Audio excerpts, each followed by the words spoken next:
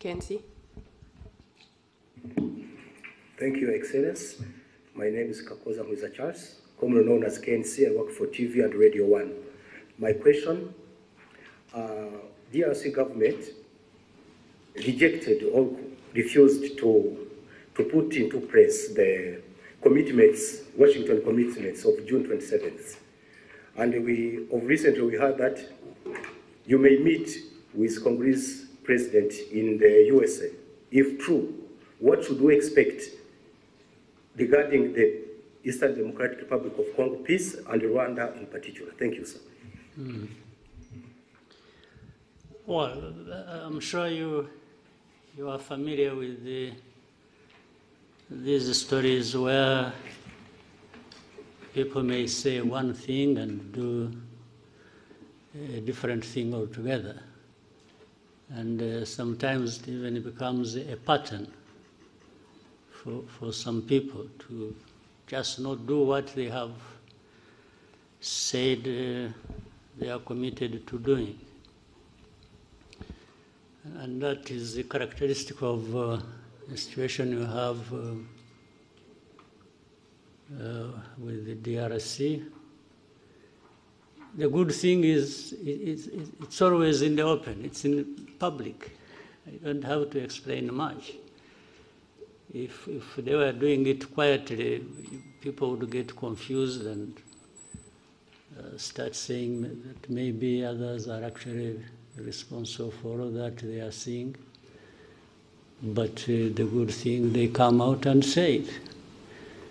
They agree one thing in Washington or even in Doha, and that is made public. Then the next day or week, someone says, no, we are not going to do this and this until something else is done. And even when what they are referring to has also been under discussion.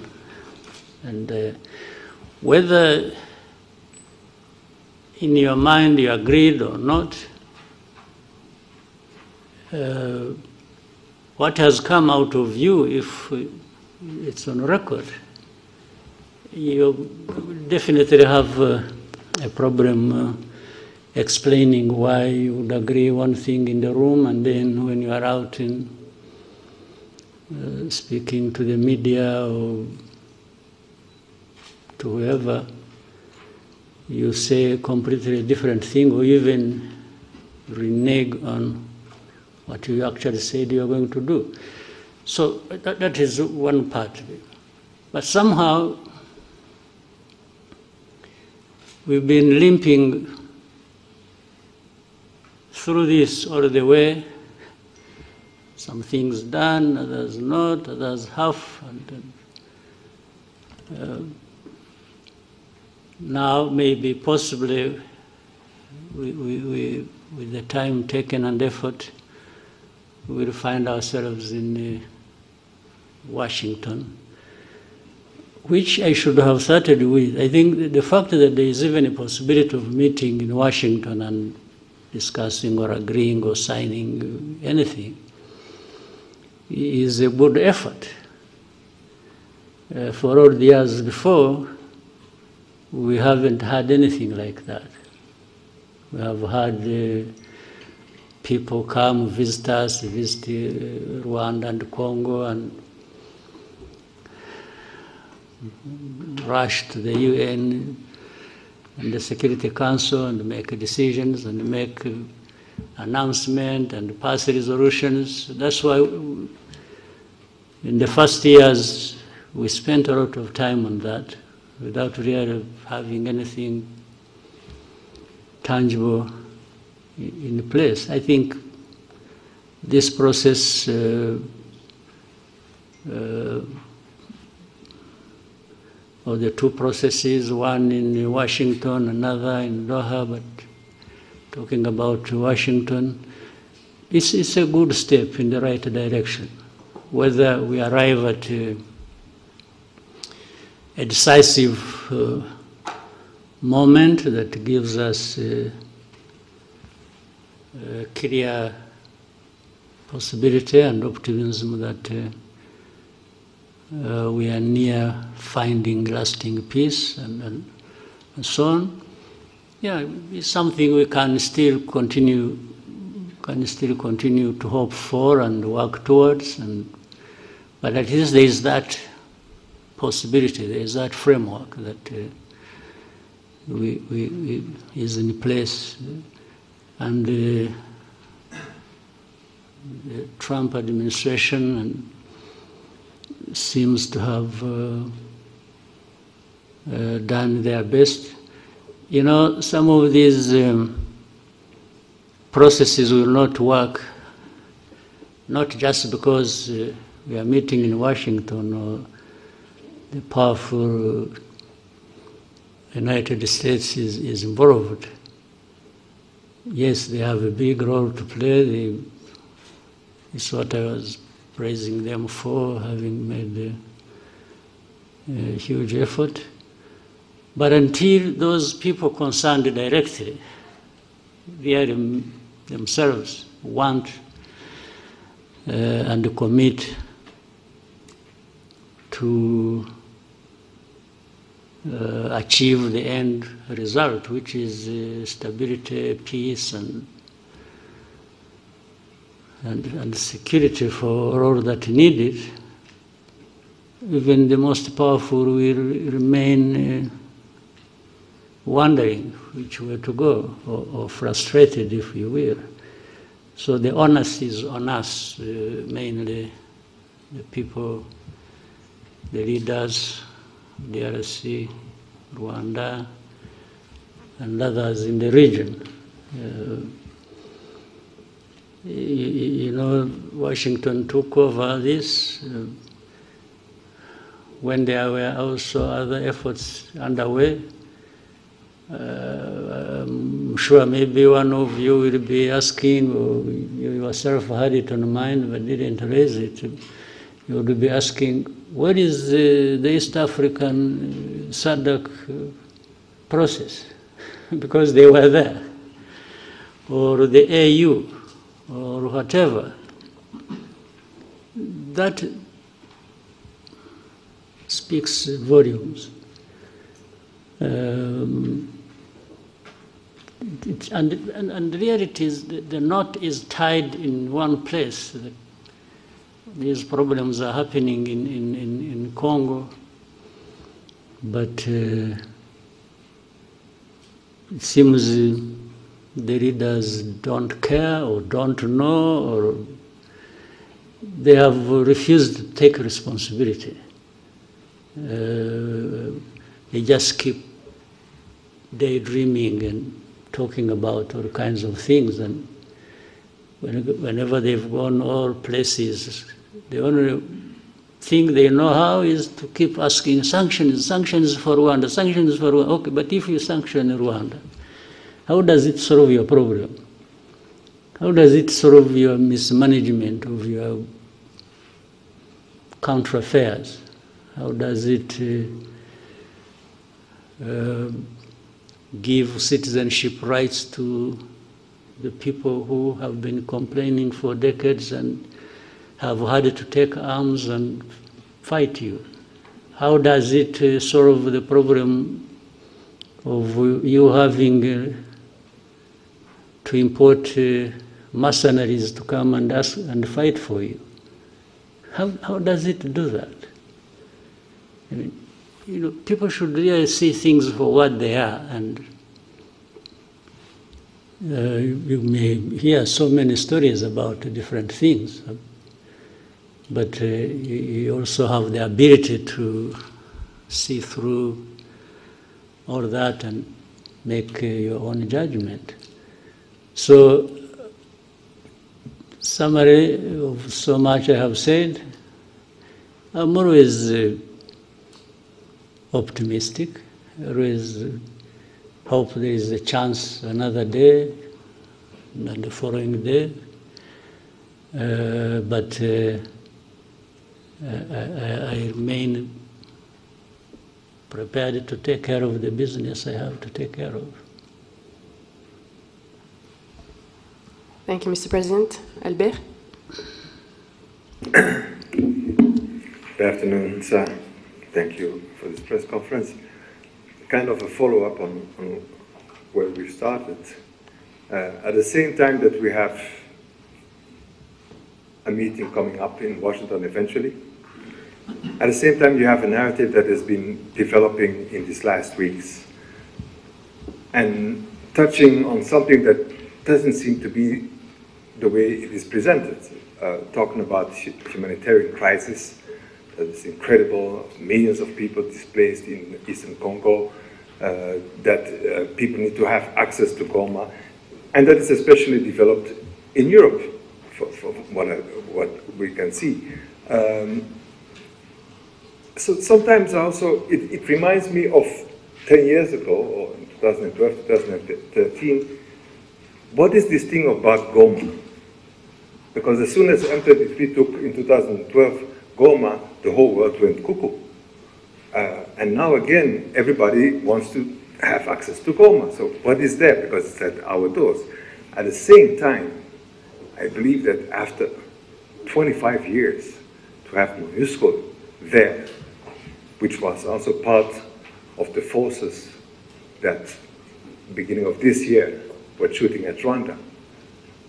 I mean, for Rwanda, this becomes something that maybe needs to be taken up. Like, how long can a force like that still stay there?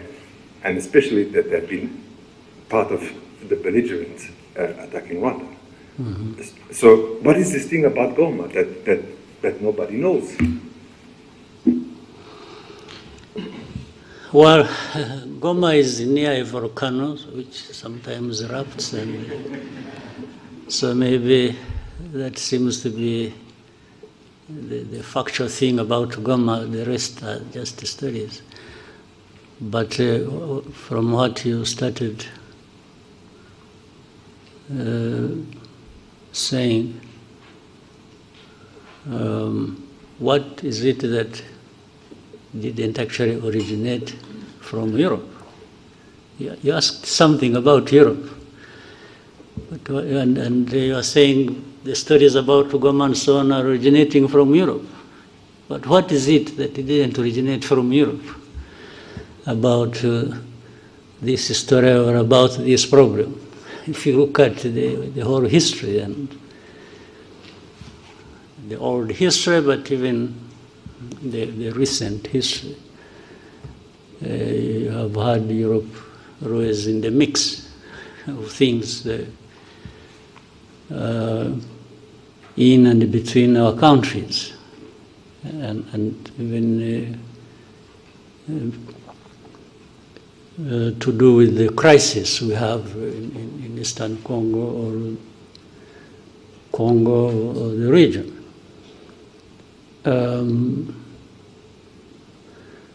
For about Goma, I don't fully understand.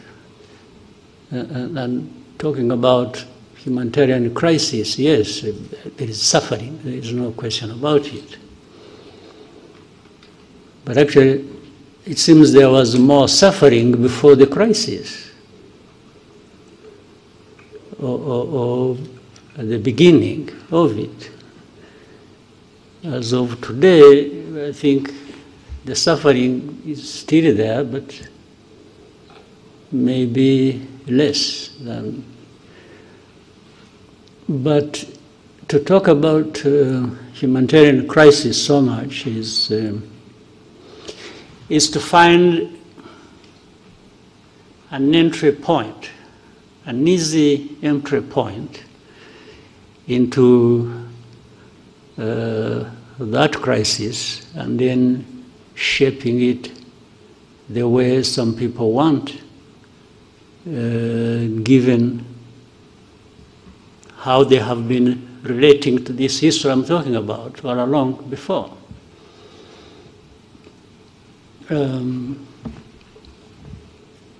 You cannot talk about just crisis or humanitarian crisis without highlighting the root cause of that, And people have always avoided bringing up matters to do with the root cause, because in the end it exposes people like that.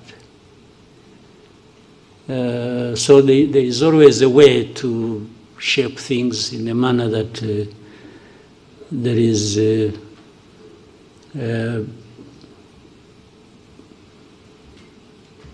effort to protect themselves, the people I'm talking about. And is it a new crisis in Eastern Congo or in Goma or around Goma? You remember this crisis, I have said this before, and you have heard it even from other people, or you know it yourselves. This crisis was there 2012, came back 10 years later. Why can't people try to understand? What is it? How can you have a problem 2012 and 10 years later you have a repeat of the same problem? It means, but yet, for those 10 years, we had this international presence.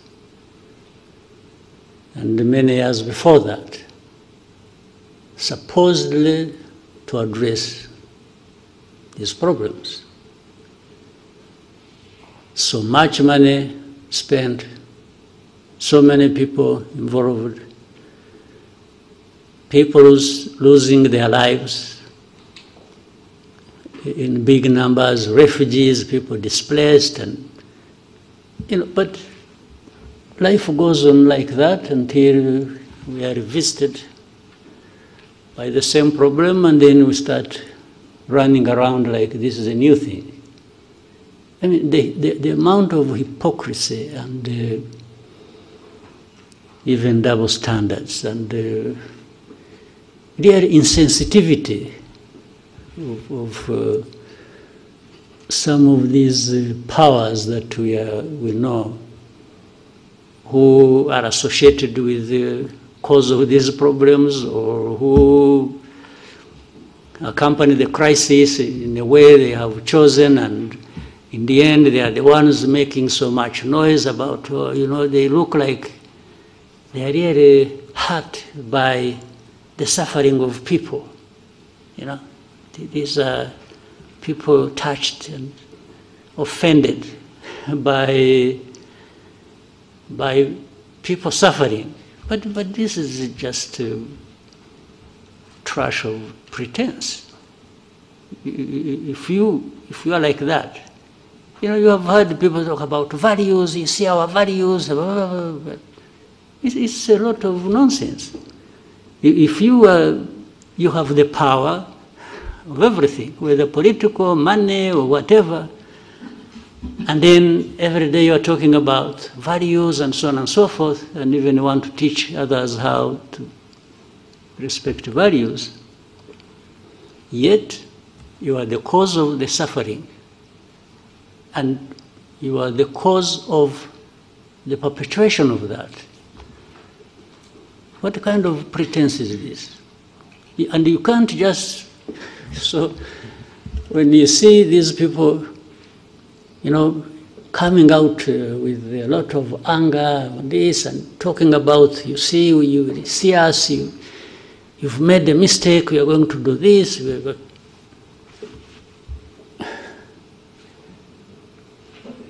In the end, all they are doing is adding more suffering to the suffering that is already there.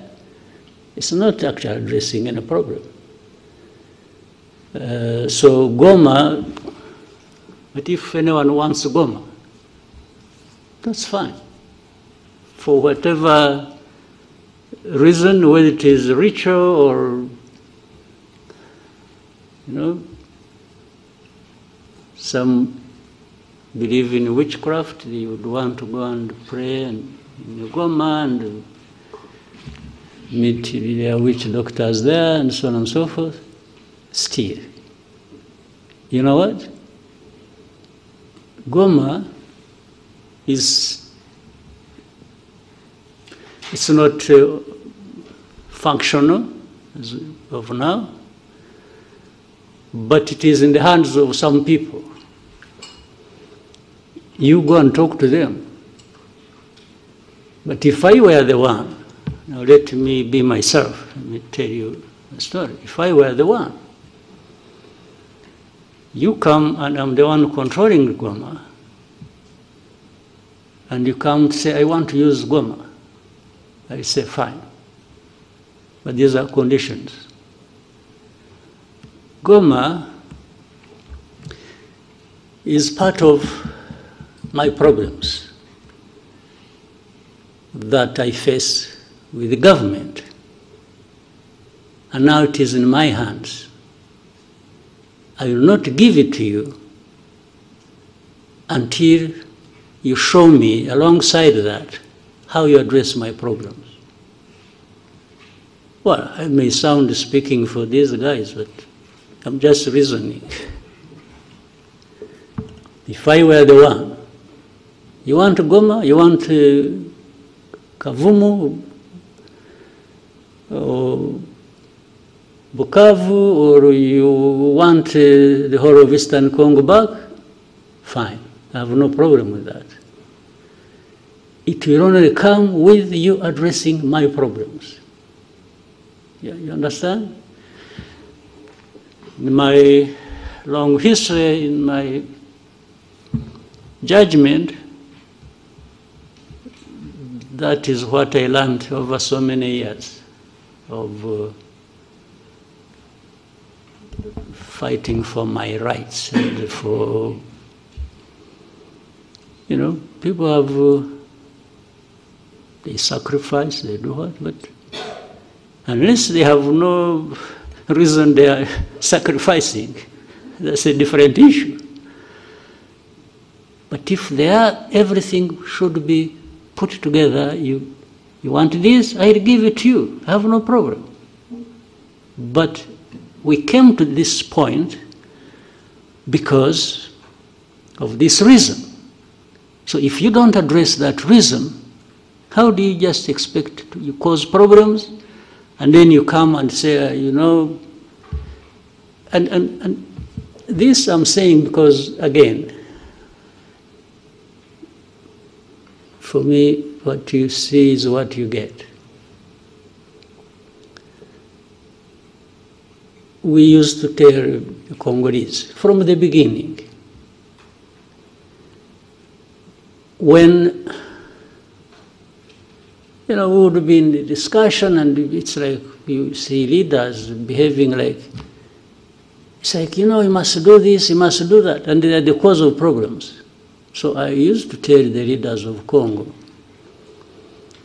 that asking, or in order for us to have security in our country and have peace, and that we have fought for so many years in the past, you know, it's a must. We must give each other peace. I can't ask anybody for peace as a favor they are doing to me. No. For us to have peace, I beg you, and you have to do me a favor to give me my peace. That's a different world I don't live in myself. I cannot ask anybody to do me a favor to have Rwanda secure or to have my right. Well, initially maybe I can ask you to do a favor, tactically, I can say, please, I beg you, I can even kneel down if you want. But if you don't give me my right, then it means a fight. We will fight, no question about it. So there is no way, when where I'm concerned. You can do me a favor for my right. Who are you after all?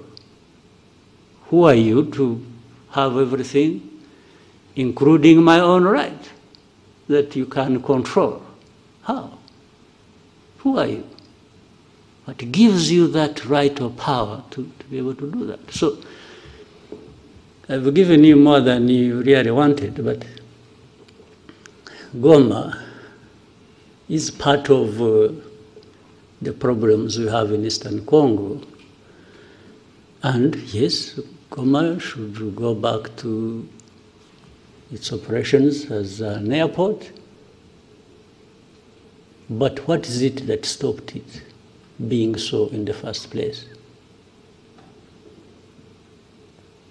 So you must address that. You want to address humanitarian crisis. I agree. There must be a way of doing it, taking on board the fact that there is what is causing the humanitarian crisis, and that must be addressed. Right? So, anything else about Goma? Well, somehow there is also another side of the whole story that has been kept repeated, especially now it's still alive in Europe. It's about the looting of minerals and all that. I mean... Again, that is nonsense. Exactly. They looted minerals better than anybody, worse than anybody I know of in history. So would you even listen to that? Minerals? Minerals, they sell minerals in, what is it? In Antwerp, in where is? Antwerp. Diamonds. Diamonds. But there are no Do they produce diamonds? Or they have gold, bullions they took long ago and they are adding more. Do they have a lot of gold really? Do they have gold mines? These Europeans? They take it, okay. To make their case even simpler or less than it is, they may even say, no, but the gold or the diamonds or whatever we have is brought by legitimate people, okay? Would you believe that? But that legitimate, when they are there, they are the legitimate ones.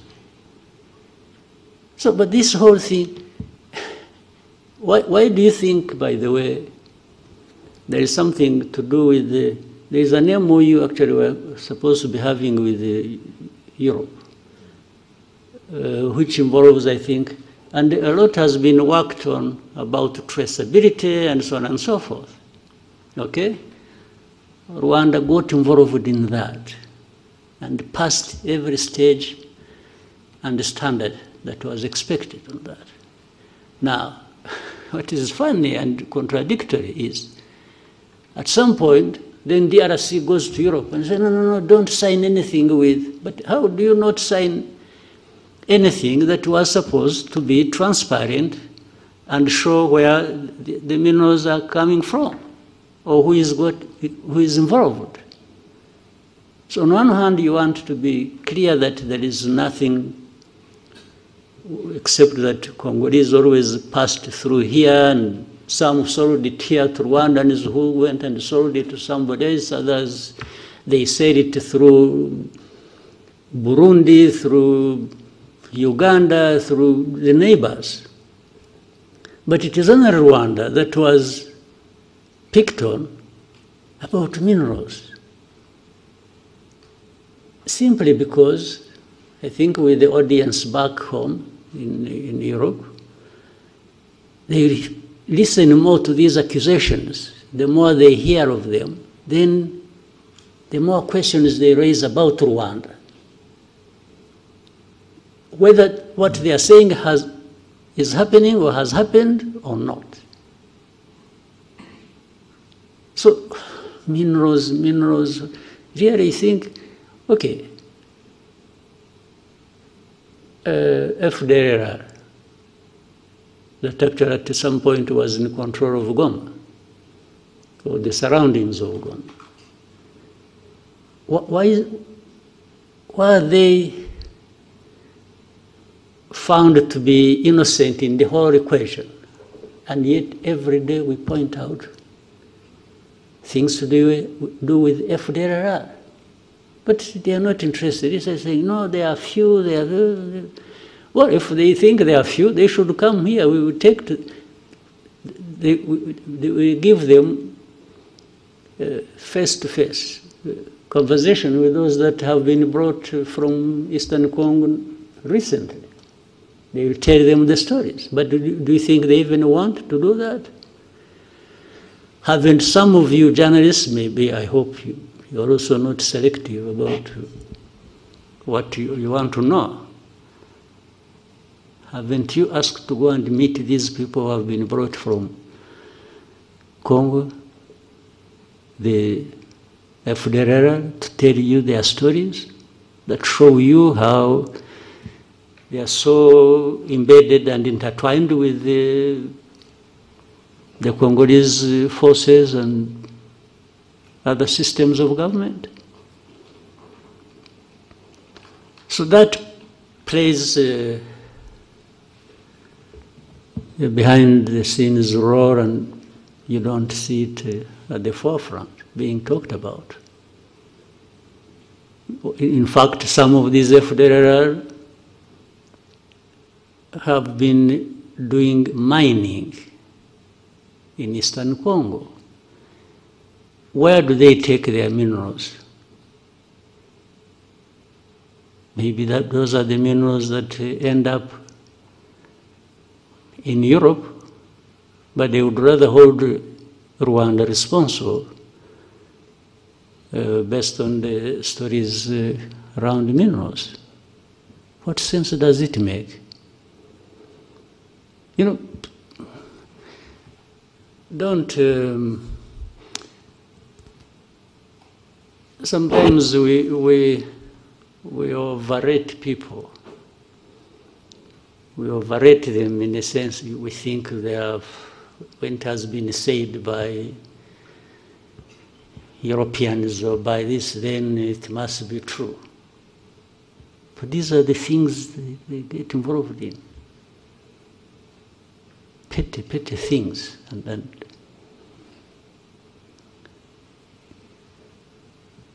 without borders. Okay? Thank you, Mr. President. We have one more question about Goma from Romain Gras of Jeune Afrique. The question says, President Macron said on the sidelines of the G20 that the M23 and those who control Goma airport have not made the necessary effort to reopen it, stating that the administrative conditions have been met by the DRC. What steps need to be taken to achieve progress on the airport issue? Well, I don't know, what is being referred to as the government of DRC having met what? I don't understand. That they met what? The administrative needs. What administrative need? To the best of, I don't know what, first of all, the meaning of what he here said. For example, are you aware that the airspace in Eastern Congo is actually closed? You can't overfly. You have people flying from wherever, whether South Africa or going there. Planes don't overfly Eastern Congo because DRC government closed the airspace. Now you want to open an airport in a closed airspace, and you say somebody has met the standards, administrative standards. I don't understand the meaning of it. Second, those M23 and others who control what? Who control them? You mean M23 who control, or M23 and others? And those who control. Ah, okay.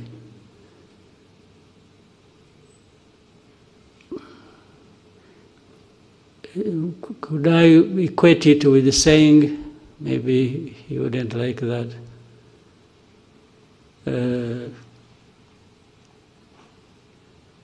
the government of DRC, the FARDC, and FDLR. FDLR actually has a big control in that area. They are being fought every day by the M23, even before those who control the airport come in. So would President Macron wish to say something about FDLR? I don't think so. You know the reason? There is a whole story about FDLR and those others from Europe who talk about the airport, those others who control it other than M23. There are those others from Europe who control FDLR.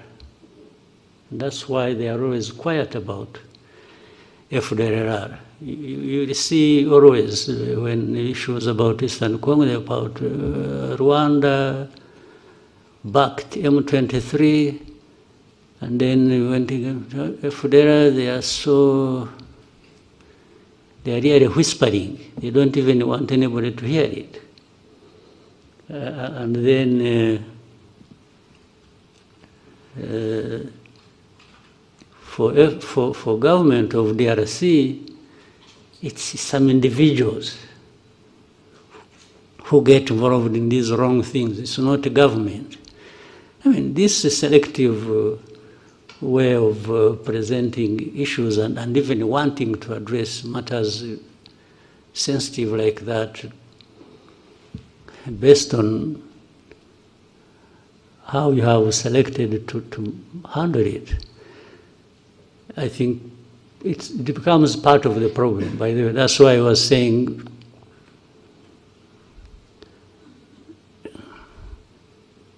those others, other than those who control the airport, but from Europe, have been part of this problem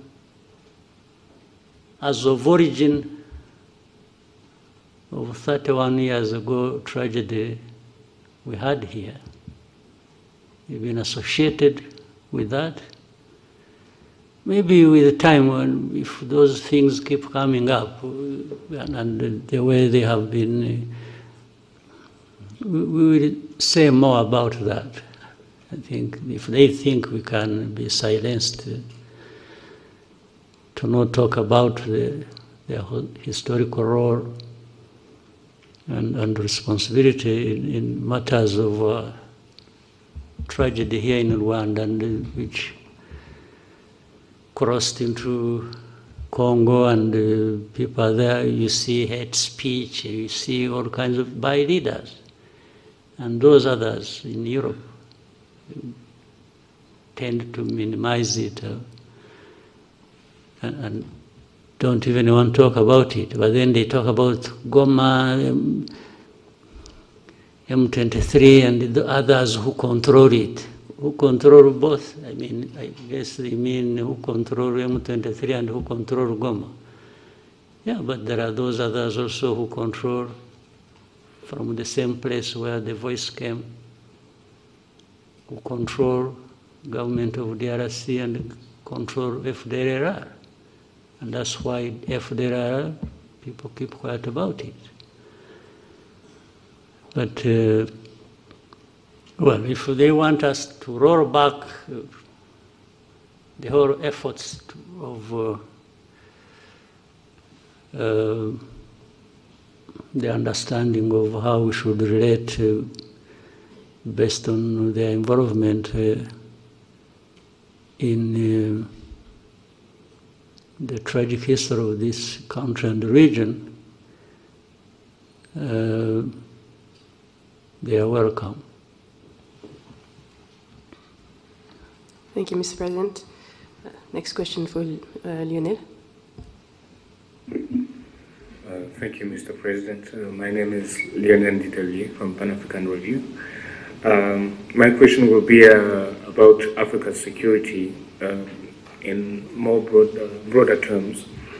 At the recent Land Forces Commander held in Kigali, you noted that Africa still faces the world's the most active conflicts, and that the response is constrained by external bureaucracy and decisions made afar, even when speed and autonomy are needed. At the same time, Rwanda's interventions in Mozambique and Central Africa show us what African-led solution can achieve when partners trust each other and act decisively. So in light of these contrasting realities, what do you think are the reforms required for Africa to be able to strengthen its capacity to respond on its own terms? And how do you see Rwanda's interventions or partnership shape that future? Yeah, it's an important question, but very difficult. Again,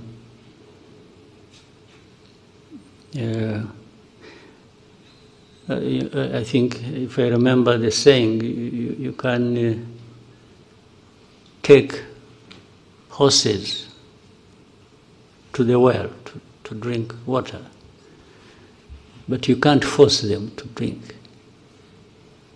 You take them there, but it is the horses to drink the water anyway. If they don't want, you can only stand by and watch, isn't it?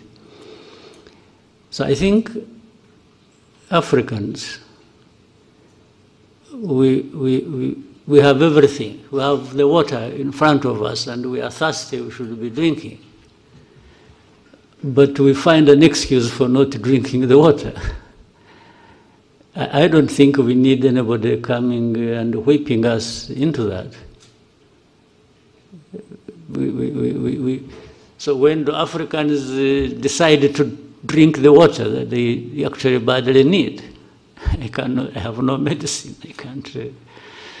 The only thing we try to do when we collaborate with our brothers and sisters on the continent, like in Mozambique or Central African Republic, or participate in other efforts,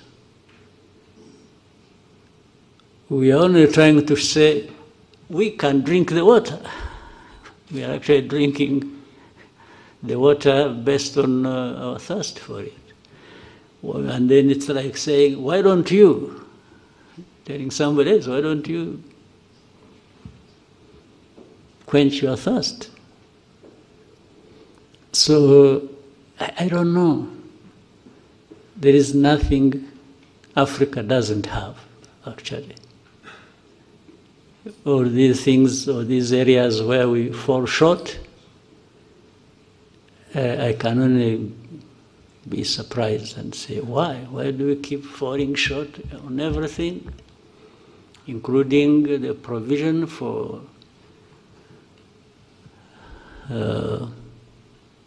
security for our people? when we have the people, we have the resources, we have the knowledge, we have... what is it that Africa doesn't have? Tell me. We have good weather, maybe that's what spoils you. We have... what don't we have? Numbers, we have 1.4 billion people on our continent. So what do we want? What else do we want? Or what do we lack? So that is it's a pathetic situation. Yeah. I don't think I have helped you to understand what you can do, but not for lack of trying. Yeah. Thank you, Mr. President. We take one question and then go to break from Anangwe.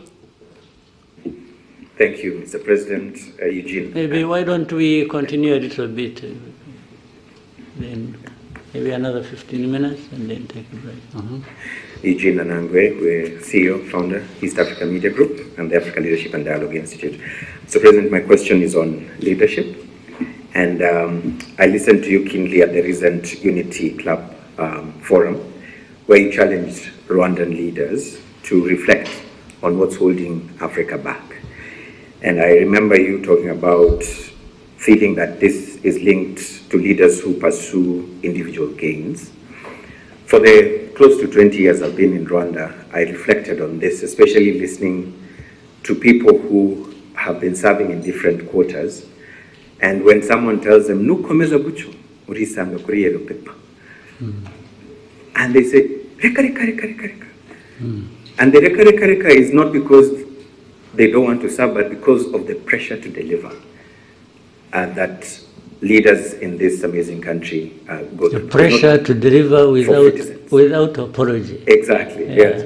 And this brings me to the question of your style of achieving this culture. I know of countries where people will kill each other to get those positions of leadership.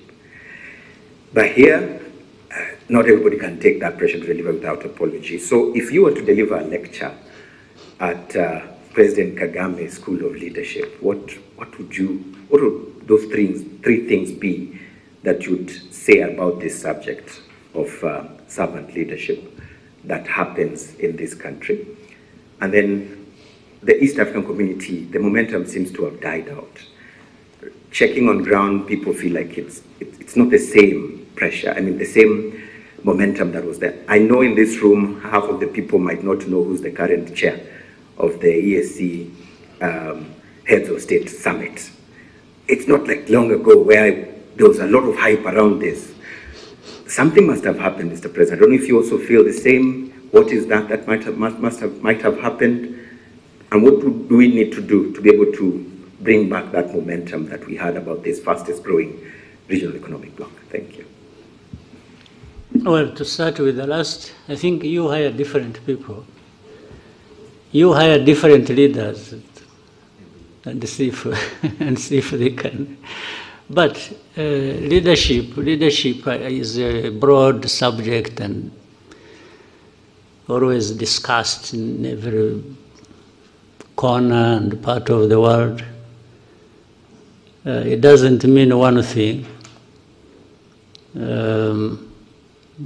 Many people have different definitions or interpretations of what should happen. I'll give you my take. It's so simple. First, leadership isn't about just serving yourself and being proud that you've done something for yourself, except you can do that only if you are delivering something. Because if you are leading people and you are delivering and you see the benefits reflected in the lives of those people, then you can have personal satisfaction and pride. So this is different from what I started by saying, if you lead and you're so much involved in what you can do to benefit yourself, that's the opposite. I can only serve to benefit myself by being satisfied that my role as a leader is benefiting those I lead. Well, but that then becomes the theory, the broader theory or philosophy of leadership. But we also know that more importantly, there is the practice of it, the real tangible results you can see and hear from people. That makes the biggest difference. So with that understanding, which I think many people have, the rest becomes a choice of how you are going to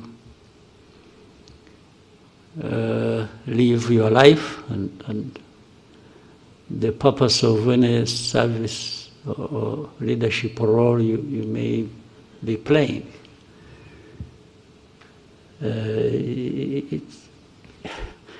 We can learn the theory, but in the end, the practice is ours. Yes, you can study and have degrees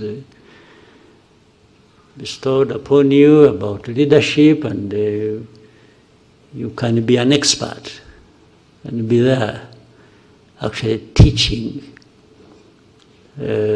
leadership, and everybody moves out of the room energized and feeling on top of the world. But the moment you step out of the door, the choice is yours. How you use that energy to fulfill the obligations that the theory was talking about. So it's not an easy thing. So you can therefore have this and match it on to what you asked about East Africa or whichever entity or institution. We have to keep trying, we have to keep challenging one another on the basis at least of this theory, and then tying it with the practice and say, but we are saying these right things in this institution, but the practice seems to be coming out differently. So you have to agree that's how issues of accountability come in, because people they understand the theory but have failed on the practice, and they are causing damage to those they lead. And therefore, that's when you say, if you are found to be doing this and you run into this and you are causing suffering, then measures should be taken. By doing it intensively, I think you reduce on the damage that is caused by bad leadership. So, as you said, at a personal level, I also confess, I will tell you, I have no apologies to make for. And then I tell my people, you know it very well. I have said, by the way, when you get tired of me, get rid of me. I'll walk away without any, I will not fight back.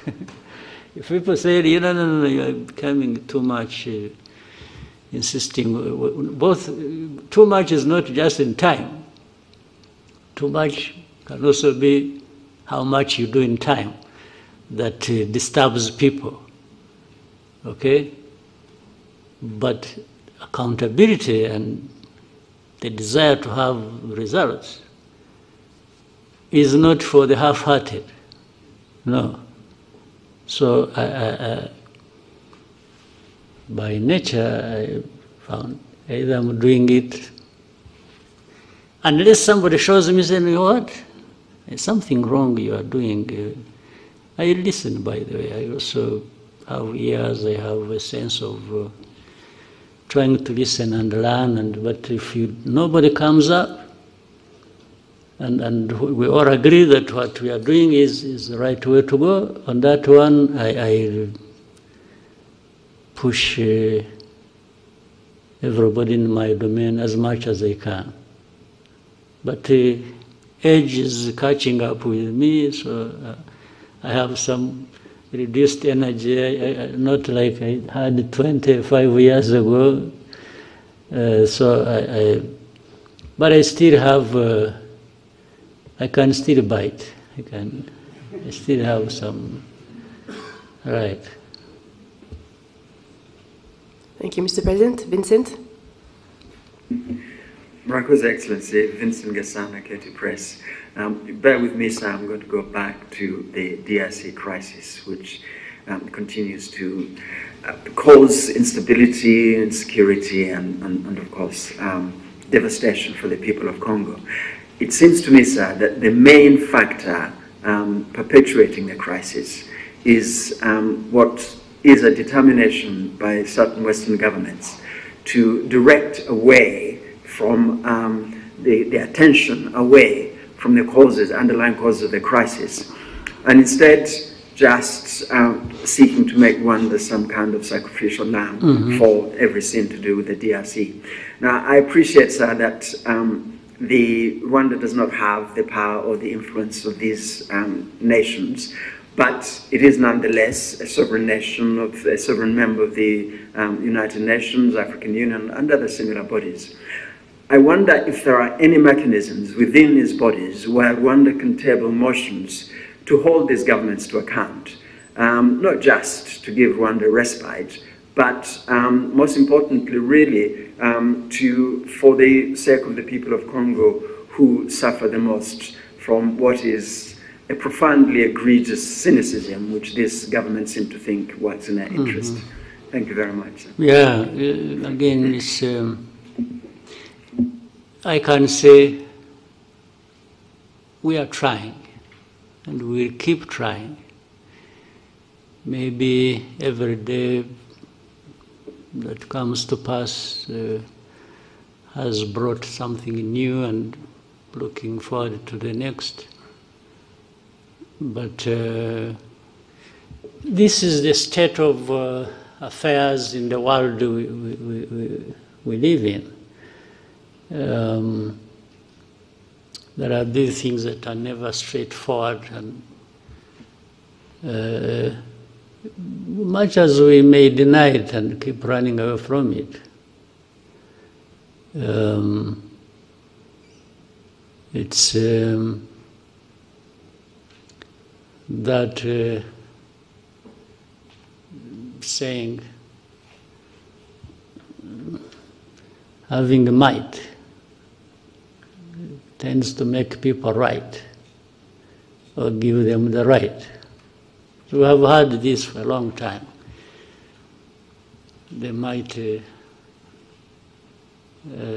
tend to think they are right, and they don't care, even when they realize that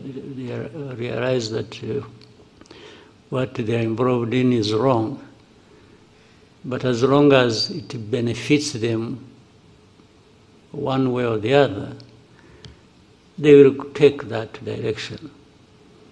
They don't care about it, and especially when it comes to we Africans who are even ready to accept it. It's like Africans, we are happily exploited. We tend to, be so subservient that somebody does wrong to you, and the tendency is for the Africans to be the ones to apologize. You get offended, you get hurt, then You are the one to apologize. And really can't keep blaming somebody else other than ourselves. Why do we? So, but we can't keep quiet. We always raise these issues. I'm sure there are many who are capable of doing that and who want to do that. We all can't be silent in this case. So while our power is limited, it's not like theirs.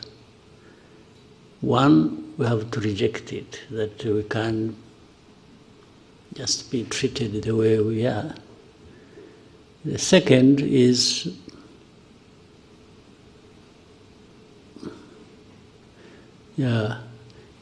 we even have some way of fighting back.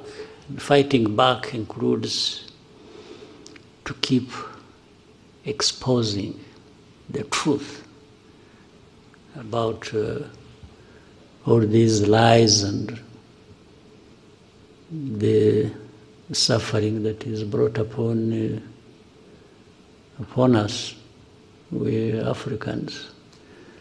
Of course, that requires you have to have people who are like that, but then above all, you have to have a coordinated effort. That's why there is always a search for Africans. You are talking about, you are from Pan-African something. Yeah, the Pan-African means really working together, finding like minds to, and not accepting that we can, whether at individual level or at a collective level, we just have to. So there is always a moment, there is always a chance, there is always a place where even speaking up and speaking out makes a difference. That's what we have to do. And knowing that most of these crises, actually, when you look a bit underneath, there are things like this. We are talking about Congo a while ago. There's nothing between Rwanda and Congo and the conflict thereof. There's nothing that is just Congo and Rwanda. Underneath, there is a volcano, yes, that you have to contend with. There are these external factors and actors and forces that are operating. So the moment you are conscious of that and keep finding ways to minimize the damage it causes, I think the better. Mr. President, we'll take one more question coming in from William Wallace of Financial Times. He's asking what is causing the delays to the Washington summit with DRC. If it does go ahead next month, how confident are you in a peace that sticks? Yeah, that's almost like another question I answered earlier, but what is delaying, I can assure you, has nothing, does not come from or relate to Rwanda. That's I want to confirm that. It comes from somewhere else. I don't know, maybe the one asking the question can keep trying to investigate, but nothing originates from Rwanda. But the question I answered earlier is, I mean, people, we have had so many meetings, our delegations have met in Washington, and there is also, I keep bringing back Doha, there is Doha, but they discuss, they are near agreeing something, or sometimes they agree something, and then just out of that place, the next day, somebody is just it's in the open. It's not done quietly. Something, no, I want to do this until... You have heard somebody say, We are not going to sign anything in Washington until Rwanda has removed forces from DRC. That becomes, but these are things that have been discussed even before we went to Washington. There was a discussion about that, whether in Rwanda or so. But then you are in Washington, we agree that yes, there are a number of things that are going to be done by both sides, and this is the sequence, and they sign. Our people, delegation, and the delegation from there, they sign. And then after that, the next day, whether still in Washington or back home, they say, no, we are not going to do this until now. They set different conditions other than what was actually done and agreed in Washington. So this is what delays the things. So for us, we've been here waiting. There were many times we are hoping that they are saying that maybe beginning of December, I'm not sure that we are going to meet in Washington. I'm not sure whether tomorrow somebody doesn't say, no. For me, I'm not going to Washington because either last night he dreamt or was told by a priest whether the backward, the old priests or the new ones, that it's a bad idea or it's a bad omen to do this. And somebody just says, I will not go. So what can I do?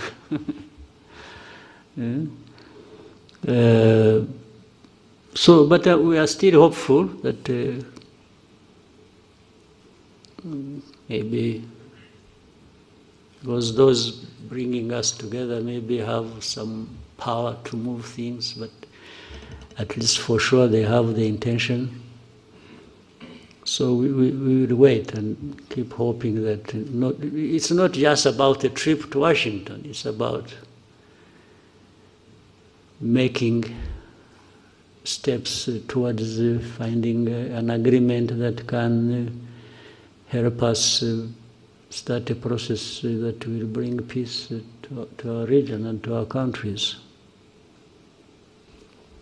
Thank you, Mr. President. We'll now take a 15-minute break and come back. Maybe 15 minutes or even 10, and then we... But you forced me into a break. I welcome it.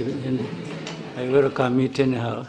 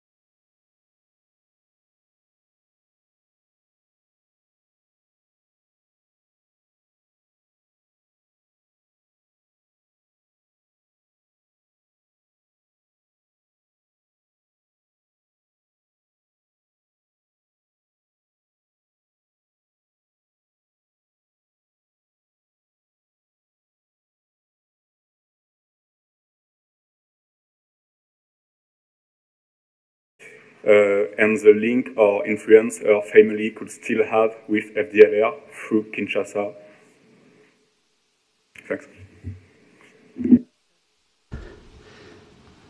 These are some of the things I was saying, how the history, the facts thereof, sometimes they keep playing out back and forth, and even leading to minimizing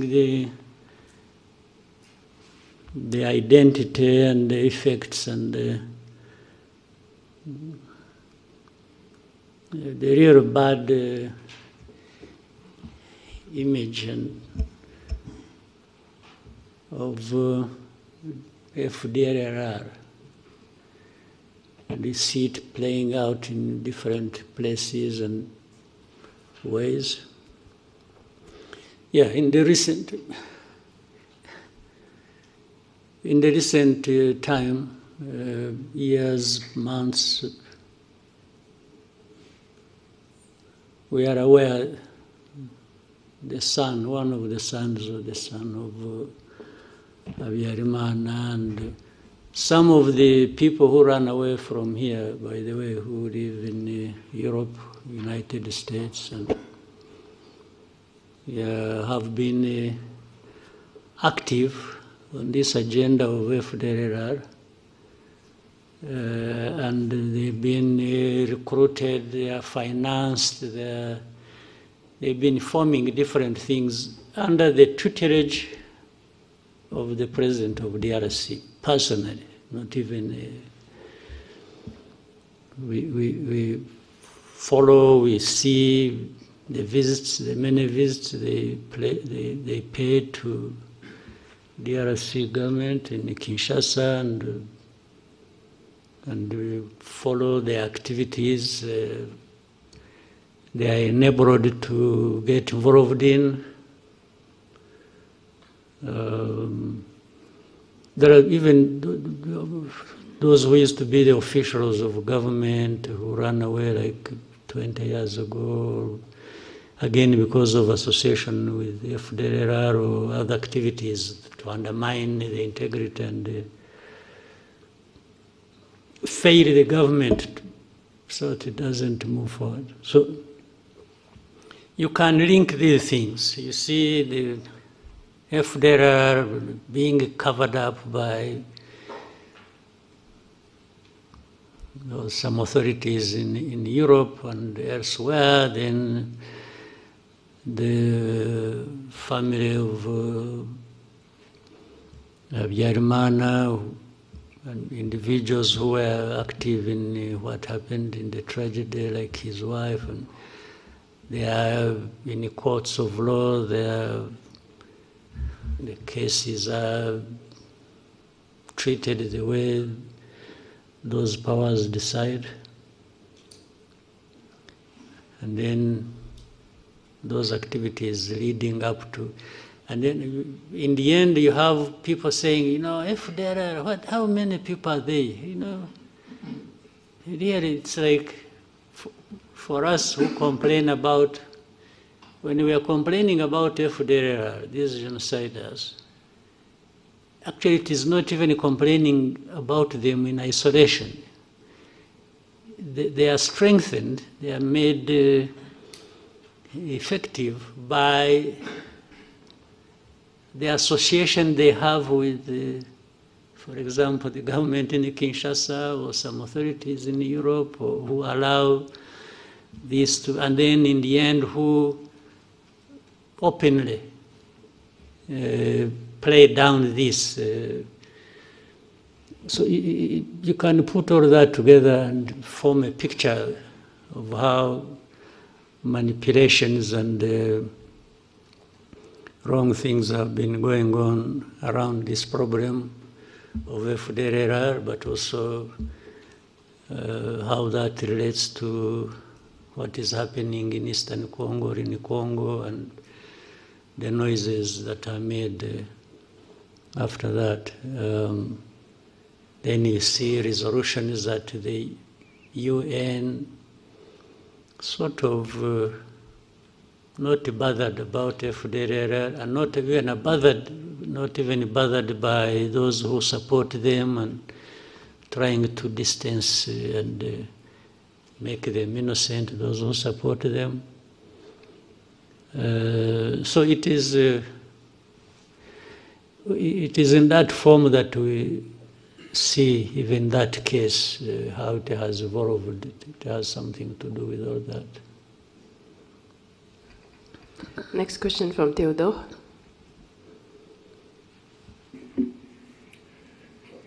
Hello, Mr. President. Theodore de Queiroz. I'm a French journalist based in Rwanda for Le Monde and the AFP, and also TV5 Monde. You spoke about association between FDLR and Kinshasa. Could you share us more information about the association? Do you have any clue of that? But also, can you help us to assess the FDLR threat in Eastern Congo in terms of number and firepower? Also, as dismantling the FDLR group seems to be one of the key of the Washington Peace Agreement, when will you consider that this group is dismantled? Thank you. Well, everything I have said, even here, about FDLR and those who they are associated with, explains that. I don't know whether I just have to repeat myself. In fact, I even talked about how there has been talk about numbers as a way of making it. The easiest way to give you numbers, if you operate here, maybe you should find time, they give you access, you talk to these people who have been captured and brought here among the leadership of FDLR, so that you talk to them directly. They give you. But again, the issue of numbers. By the way, I have seen that, for example, let me give you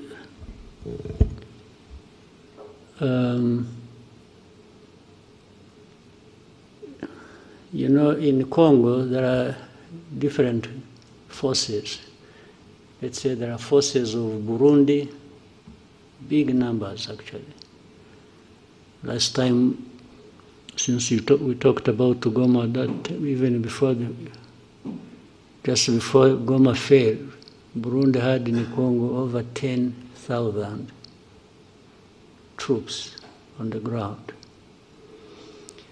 Then you know that there are Ugandan forces in the areas of Ituri, Beni, and so on and so forth. According to DRC, these are invited, so meaning they are there legally. But for the forces, for example, of Uganda, one of the reasons they are legally there or invited is to do with these groups of ADF. Would you be interested in finding out or understanding, or let us understand, in terms of numbers, how many are ADF? To make it such a significant problem that justifies the presence of, let's say, the amount of forces that, the number of forces that came from. Do you have an idea? So, because I suspect there may be a fraction of FDLR, but it is taken seriously by that label put on them, terrorists. You see, terrorists, even when they are 5, they actually do harm and people take that seriously. So if there are, why no one would take them seriously, knowing that their history, and worse still, knowing that they are associated with a government in DRC. And I mean, this is a public knowledge. Even the way you have heard of hate speech, you have heard of all kinds of things. If you want to know, you must be knowing. So still the issue becomes, how many would they be? How many? So it's like putting me to task. One, it is falsifying the issue of numbers. If we want to know about numbers, there are many. That's very fact. Then, but the essence of saying how many are they? It's like to say you are exaggerating. No, I'm not talking about you. I'm talking about what you said that is said by so many, including authorities in Europe. I have been asked by some leaders of Europe, how many are they likely to be?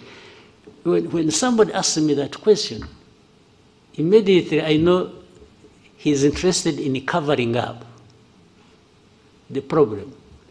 And therefore, I associate it with all this I see. I said earlier, when you are talking about FDLR, say the resolutions, the statements made at the UN, they come saying, it is really like a whisper. It is just mentioned in the passing. It's not, but the reason is so that it's like Rwanda should not be taking action against them, which means from there, I can see they are saying they are not connected with the whole history or even their responsibility in what they did here. Well, by the way, they have also questioned even numbers of those who were killed in the genocide. It says moderate this and the others are just mentioned in the passing. It becomes an issue of moderate people who died. It's not about the mass of people who were killed in the genocide. This has been a subject of discussion and debate unnecessarily, in my view, for such a long time. So, the connection with between FDLR and the Kinshasa government, my friend, I'm sure you know. And as a journalist, I'm sure you investigate, you should be knowing.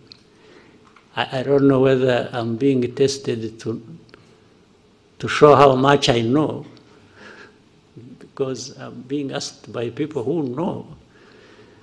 Then we can put it another day. Next question to New Times. Thank you so much, Mr. President. My name is James Munyanez. I'm from the New Times. Mr. President, you have previously said that Africa's instability is often the result of leaders failing their people, and that coups are symptoms of deeper governance problems rather than solutions. Mr. President, with the recent developments in Guinea-Bissau and in other places before that, like Madagascar and other areas across Africa, what do these developments reveal about the state of governance? What is that? What do these developments, like the coups that we've been seeing, reveal about governance, the state of governance on the continent, and what should African institutions and particularly the leaders of Africa do differently? Because, Mr. President, there's a sense increasing among young people, that maybe you have leaders that kind of protect a club of leaders across the continent, that kind of protect each other. So what should leaders of Africa and what should African institutions do differently, Mr. President? Thank you. You know, first time when I heard about the coup in Guinea-Bissau, even now I'm not sure really what happened. But when I heard it first, I thought somebody was carrying a coup against himself. That was my first reaction. It didn't appear to me like there was a real coup taking place. Even now, I need some time to confirm. But let me assume it happened, or that in Madagascar happened. For sure it happened, because I think somebody's on the run and there's another one sitting there. To begin with, it means I'm vindicated in what I said that you referred to. And maybe we'll have more coups. And so be it. That is my approach to that question. If there are going to be more coups anywhere around the continent, so be it. Because I also believe true, where coups are taking place, there must be something wrong that has been happening, even all along. You can assume, you can read stories, you can see and appreciate and like something, but once there is a coup, maybe 90% plus, it means in that place there has been a problem. People have been not talking about or covering up or something. Now, I don't know whether you want again my opinion, which I have.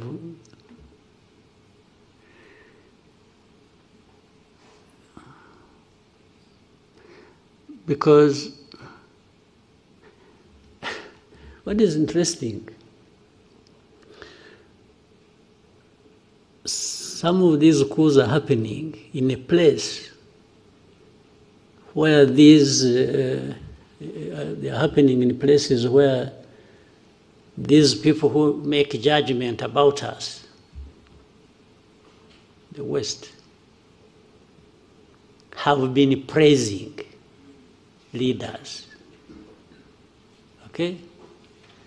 These coups only happen to tell these people you've been telling lies. Tell me,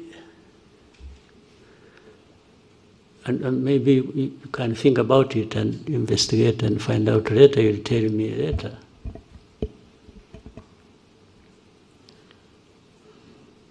If this coup is not a coup against, let's say in Guinea-Bissau, what do you know about Guinea-Bissau that tells you, you know what? Such a coup should not have happened. What is it? Because, or even go to Madagascar and tell me, you know, the way I know Madagascar, the way I've seen, why should the coup have happened?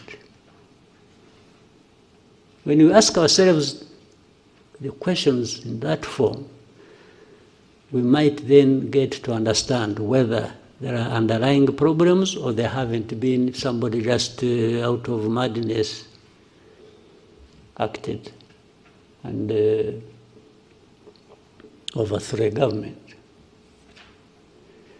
So the young people you talked about, you call them Gen Z? Well, why did you go to Z before you went to Again zero? I mean, the last resort, maybe. Is that what it means? I'm just guessing. still they are an expression that something is amiss. It may not even mean that they are always right. You see? But I would rather than, for those of us who are still around and don't want to be overthrown, we may need to find a way of making these young people responsible also, so that they feel they are part of, and therefore no need to overthrow. You see what I mean? Because there are so many, they can't also be operating recklessly, collectively. Maybe some hot heads among them can mobilize others, but still to move the whole mass to do something.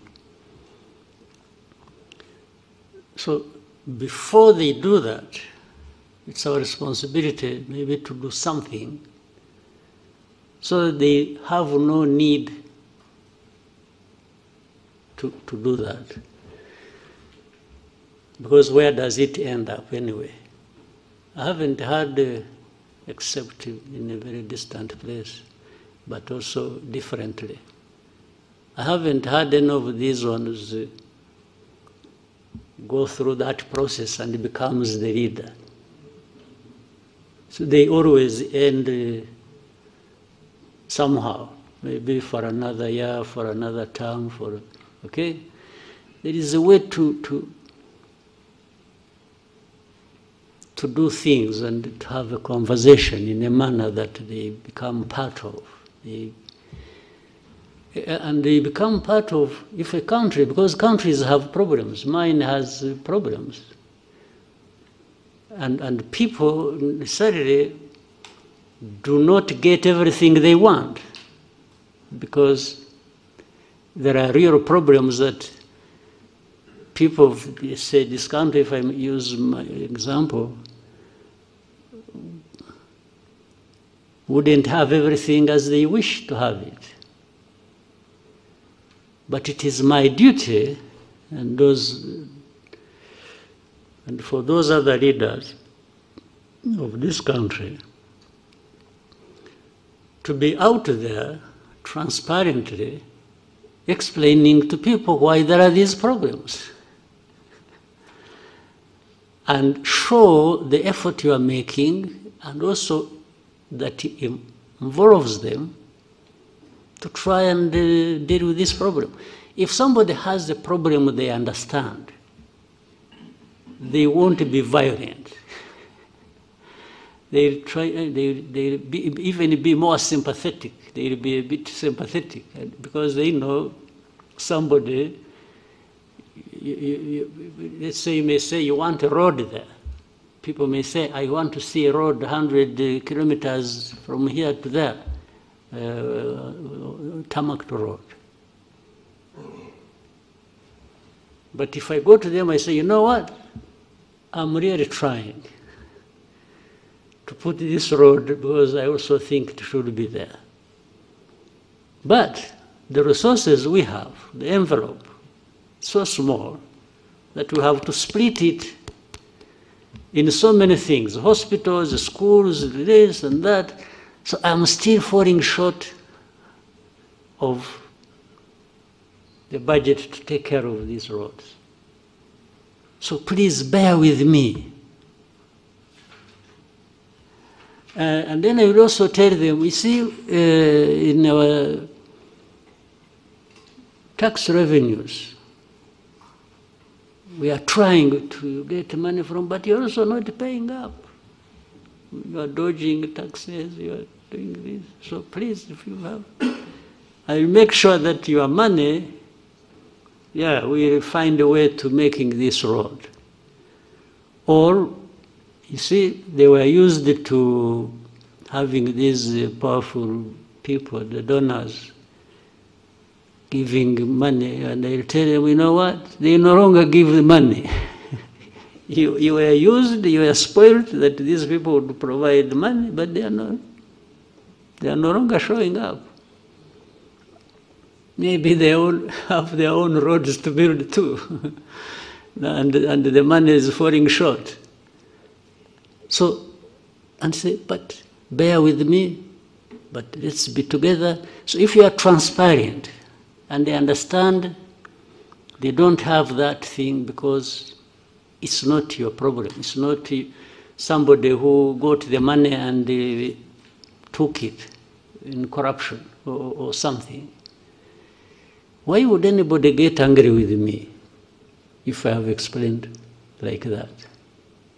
But if they suspect, no, but you're not sure, you're not taking this money for yourself, they will not be sympathetic.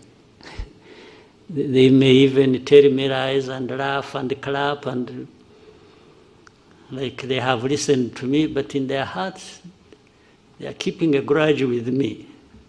Yes. So one day they will show up on the street. If it's the road, it's a hospital, it's this, it's that, and then later on they get news about this man who is not, he's building a castle in Paris or in Brussels or in New York. They will come for your throat. Yes, they will. It becomes only a matter of time.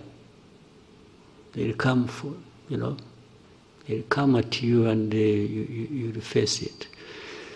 So, but for the coups, for me, I summarize what I've said before. In a way, maybe. There are good coups and bad coups. There might be a coup by somebody who got high-handed and high anyway, just not 100, but high, and became reckless and thought because he has a gun he will go and take power. That's a bad coup. But if somebody, a group of people say, no, enough is enough. These guys have been telling us lies. They've been doing this. They're enriching themselves. They are cheating us. We can't have it anymore. It's stinking. And they go for whatever form they do it.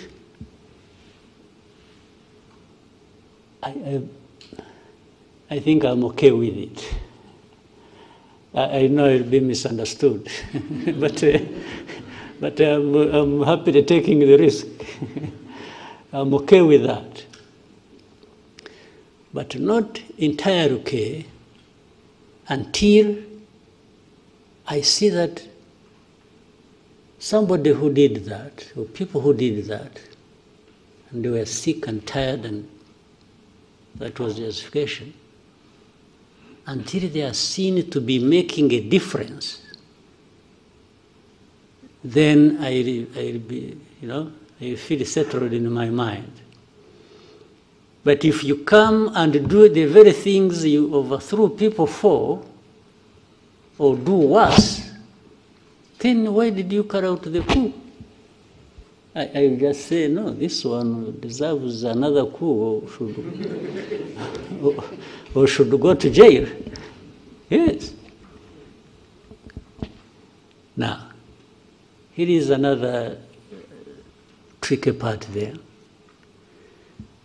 You see, there are these coups, people really have a knee-jerk reaction about coups. It's a coup, everybody, that one should face the barrel of the gun. Let's now, before the coups, talk about that situation.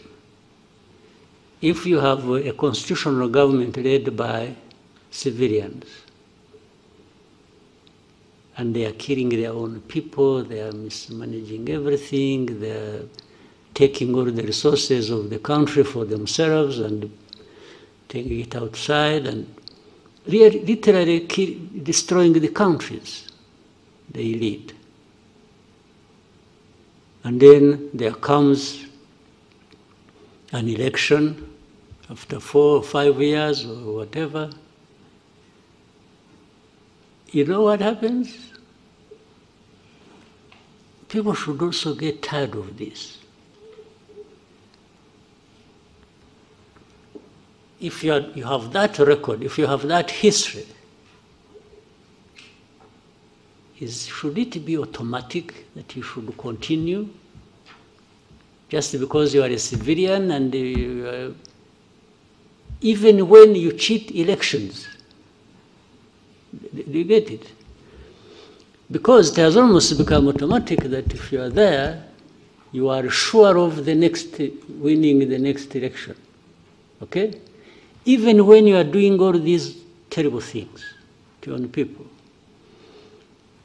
So, is it justified to say, yes, this one, even to say at least what? At least he's a civilian, or at least he kills a few people, or fewer people, or what? Do you really, can that be a justification? Now, when I'm saying that, there should therefore be a mechanism, maybe at the African Union level, to also hold the people, the civilians, who are messing up their countries and who are cheating elections every other day, and they keep going just because they are civilians and just because they are... But the Constitution does not provide for you to cheat the elections, does it? Again, there's a funny example in our neighborhood. This Congo we are struggling with, we are talking about. This man who raises the whole world and causes all kinds of troubles. When was he elected? No, you seriously, you here, tell me when. First time? The second time? No, you are silent, but you should be giving, you must be knowing something. But the first time, he was just handed over by his friend. Somebody should have had won. This is public knowledge. In this one, there was a smoke screen here about election. But elections did not happen. In fact, you are likely to have a third one. It's coming. There's another third time is coming back under the same fraudulent thing. But when you see these people who talk about democracy, about everything, and it's like they're the first to send messages, thank you very much, congratulations, and even when they are privy to this information, they know it. Sometimes maybe they even encourage them to do it. They give them a call in the evening and say, you know, please, by the way, I have a company that is looking for cobalt. Were you aware of that? You know, company X that is, can you give them, what do they call it? Concessions. Can you give them? He said, yeah, of course I do. Okay. That is a deal. A deal for cobalt, a deal for winning elections even if nothing happens, or to win even when he has lost. I mean, you must be aware of these things and how they go. So you can crucify me for my crimes, but when it comes to you, as I also said, I talk about it. So why this world we are in, it's not playing ping pong. It's just because at the same time we are talking about lives of people, right? Yeah. Thank you, Mr. President. Scovia. Mwakoze nyakubahwa Perezida wa Repubulika, nitwa Scovia Mutesi, ndi umuyobozi w'ikinyamakuru Mama urwa Gasabo TV.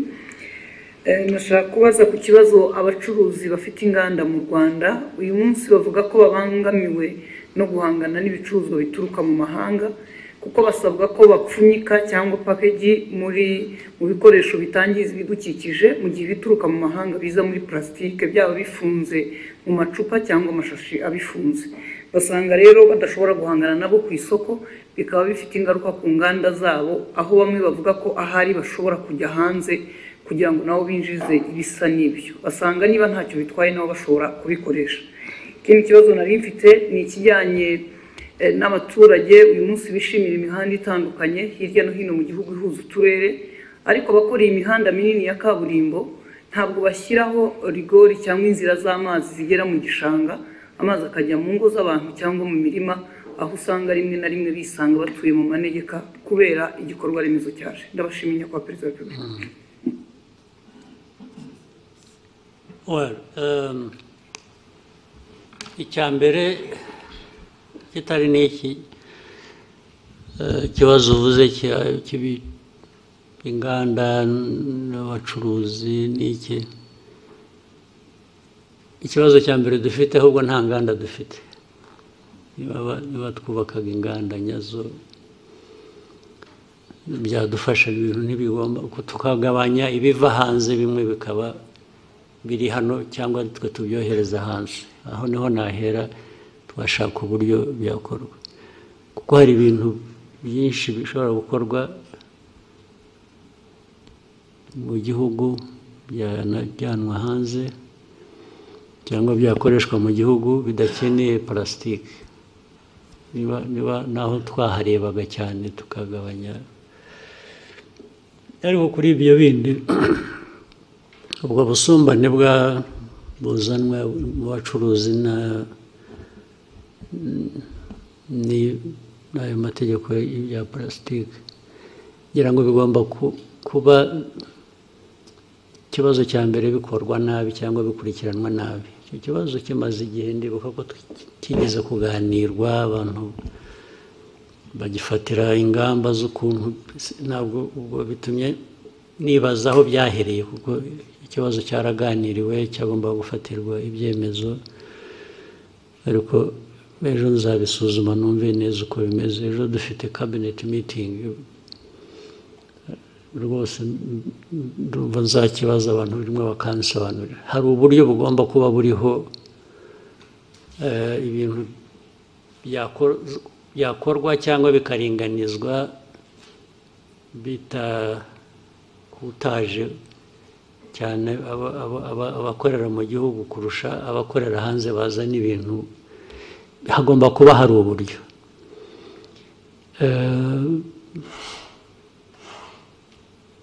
Ntibivuze ngo dukwiriye kurekura noneho, kuko nabyo uko byari bimeze twasanzemo harimo akamaro kanini, harimo inyungu nini, ibyo kuvanaho za packaging ibintu bya plastique. Ariko abantu babisuzumye neza bashobora no gushyiraho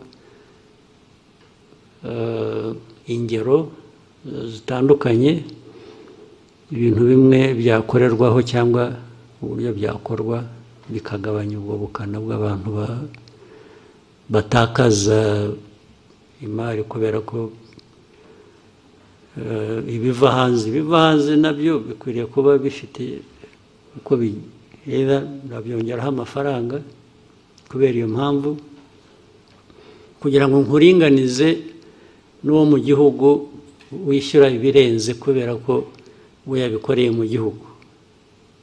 Byose ushobora kubishyiraho rwose tax, ari ukoresha hano nta bundi buryo agomba gukoresha plastique, nashyiraho tax ariko byagera kubivana uzana plastique ayivana hanze nko kuba kabiri.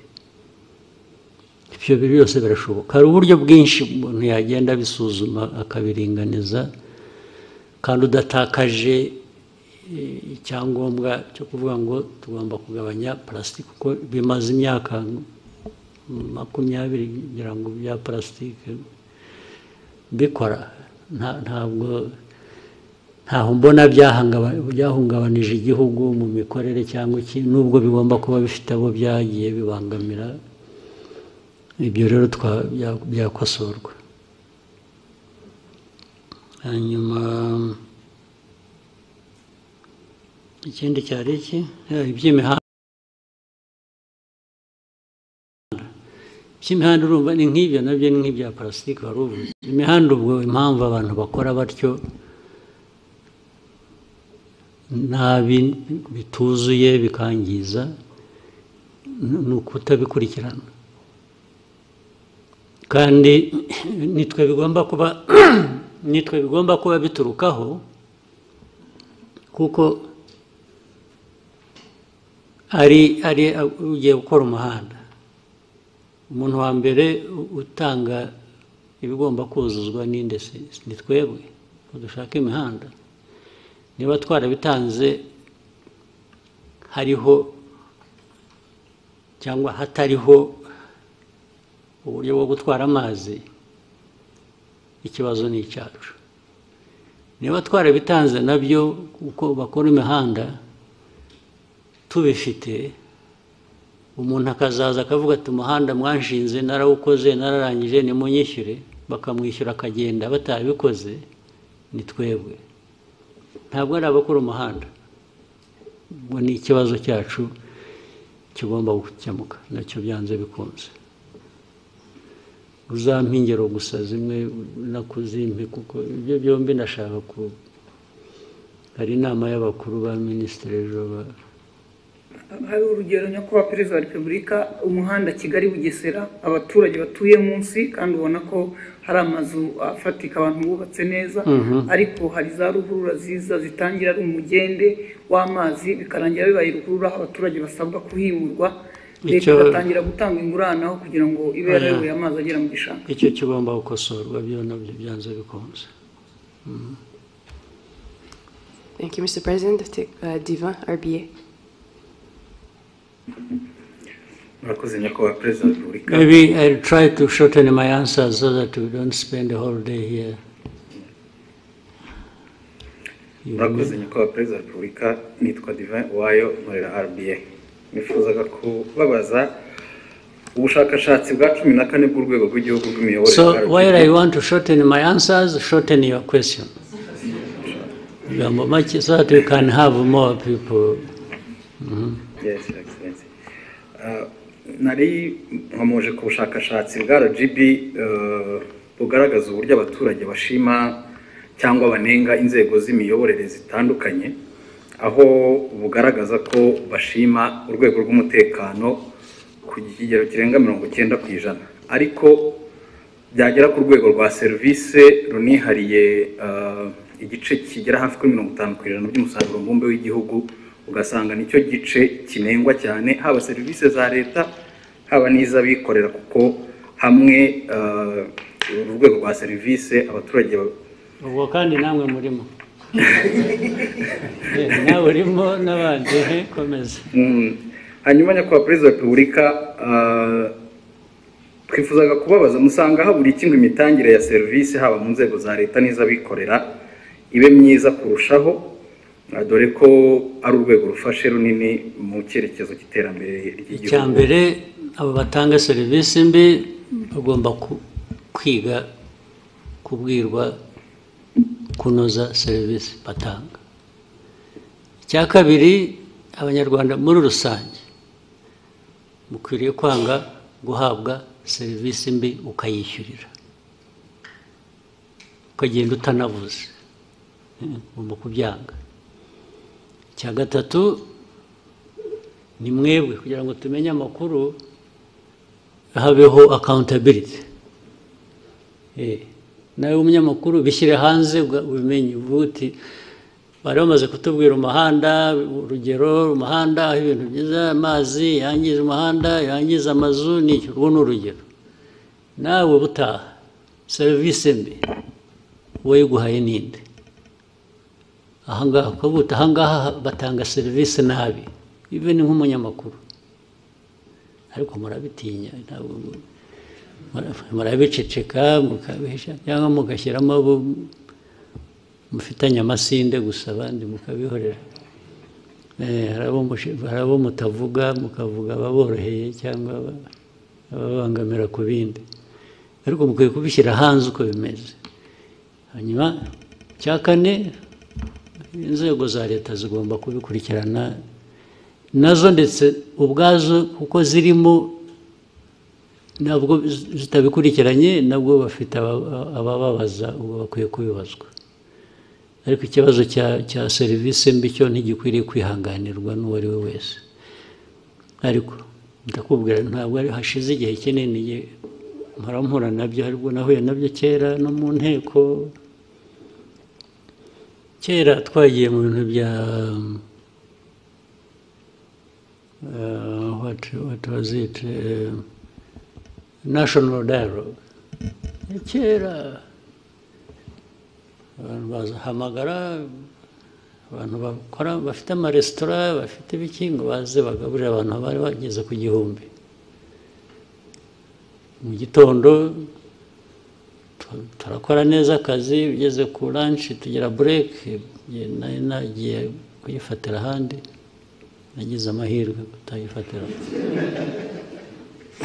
So ngarutse mu afternoon usanga barambwira harimo n'abayobozi, harimo n'iki, bose bamwe babajyanye za ambulance ziraho zitunda zijyana abantu mu bitaro. Ndabihorera. Ariko ugasanga nta n'uvuga ati bazanye ibi bintu bamukurikirana bibazwa. Ndetse habaho guhura kundi aho ngaho, bakagarura wa wundi, bakaba ariyo baha ngo atange serivisi zo kugaburira abantu. Urumva biri muri twe, ntabwo ikibazo ari cyaba abandi batanze serivisi mbi gusa, ariko n'abo bazikoreye nabo arishyura akagenda. Na vuba abantu benshi mvugana nabo bakakubwira iriya resitora, bakakubwira izina. Ejo bundi twagiyeyo twese uko twari 7, none 4 twese twararwaye, na 2 bari aho bari ku standby bategereje kurwara. Ugasanga ni ikiganiro gusa byahereyeho. Hashira icyumweru, kubera ko aho hantu hari ukuntu wenda hagezweho cyangwa bahavuga neza, ukumva ngo basubiyeyo. Ntabwo serivisi mbi yacika kandi muyishimiye. Bize wowe wahora usubira ahantu baguha serivisi mbi ukishyura, ubwo butishimye se. Ni ikibazo kinini, mujye mukishyira hanze, mukiganire, mukivuge uko kimeze, mureke ku serivisi mbi kwiye kwangwa period. Ikavugwa, ikanengwa, abayitanga bagakurikirana kurusha gusubirayo baguhaye serivisi mbi. Next question for Sam. Thank you, Your Excellency. Short. Thank you. My name is Sam Karenze. I work for SKFM. My question is about Rwanda and the Arsenal deal through the Visit Rwanda initiative. Arsenal. Oh, we won last night. Did you see it? I'm also an Arsenal diehard fan. Good. So, what is the problem? After 8 years working with Arsenal through Visit Rwanda, they recently announced that they won't be renewing the contract. Your Excellency, what's the reason behind the decision of not renewing? And if you can tell us about some news allowed that. I mean, 8 years is not a short period, I think you understand. Sure. I mean the news around that the decision is this one, I got your point. A result of pressure from European countries but we still have. We have Atletico Madrid, we have PSG. So these are European countries. They are based in European countries. So that can't be the issue. But the issue is when maybe sometimes, while for me, and I will continue, it has nothing to do with the contract. I will continue being Arsenal fan, of course. I even go and watch in their stadium football when I have time and so on. But a partnership like that one we had been having for 8 years is a commercial partnership.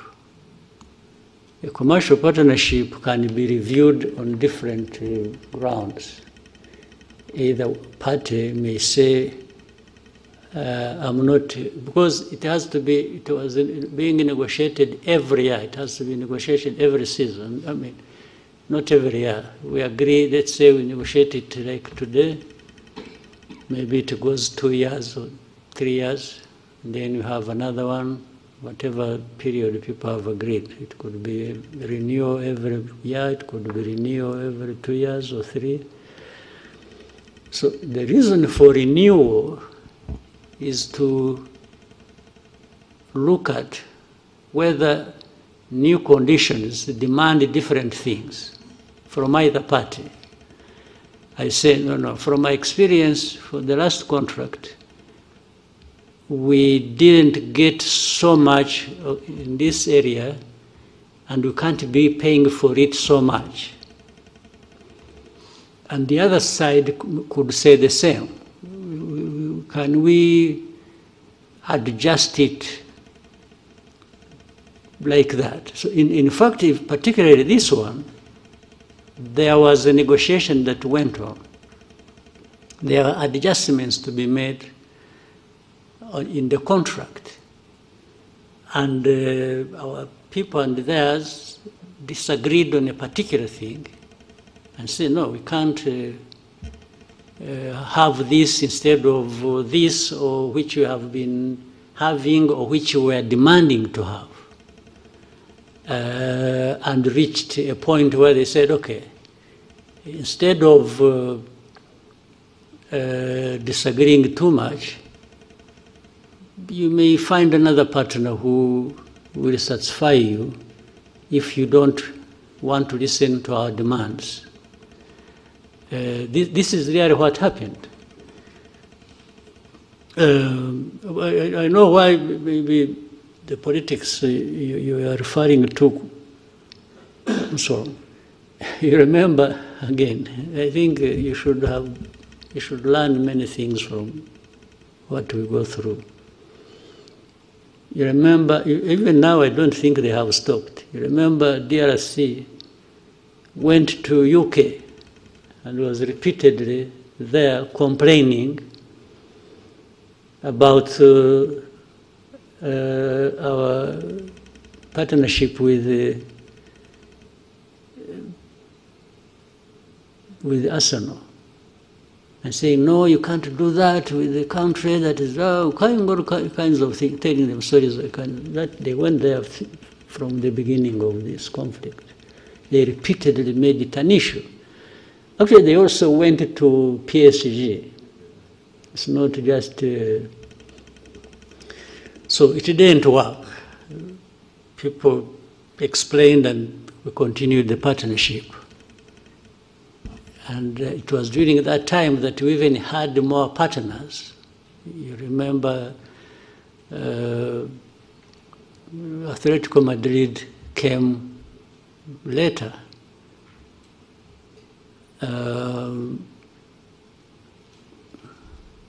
What is interesting, when it failed, when the DRC efforts failed, they started looking for clubs to have partnership with. So, yes, that's exactly what happened. If you saw, I think I saw a game yesterday or the other with the Monaco. Somewhere on the sleeve they have D something. Yes. So you can see you are attacking a partnership, and you are saying this is da da da da. When you fail, you go looking for a similar thing. So which shows really they were doing it just to malice Rwanda, not because there was anything wrong with this partnership.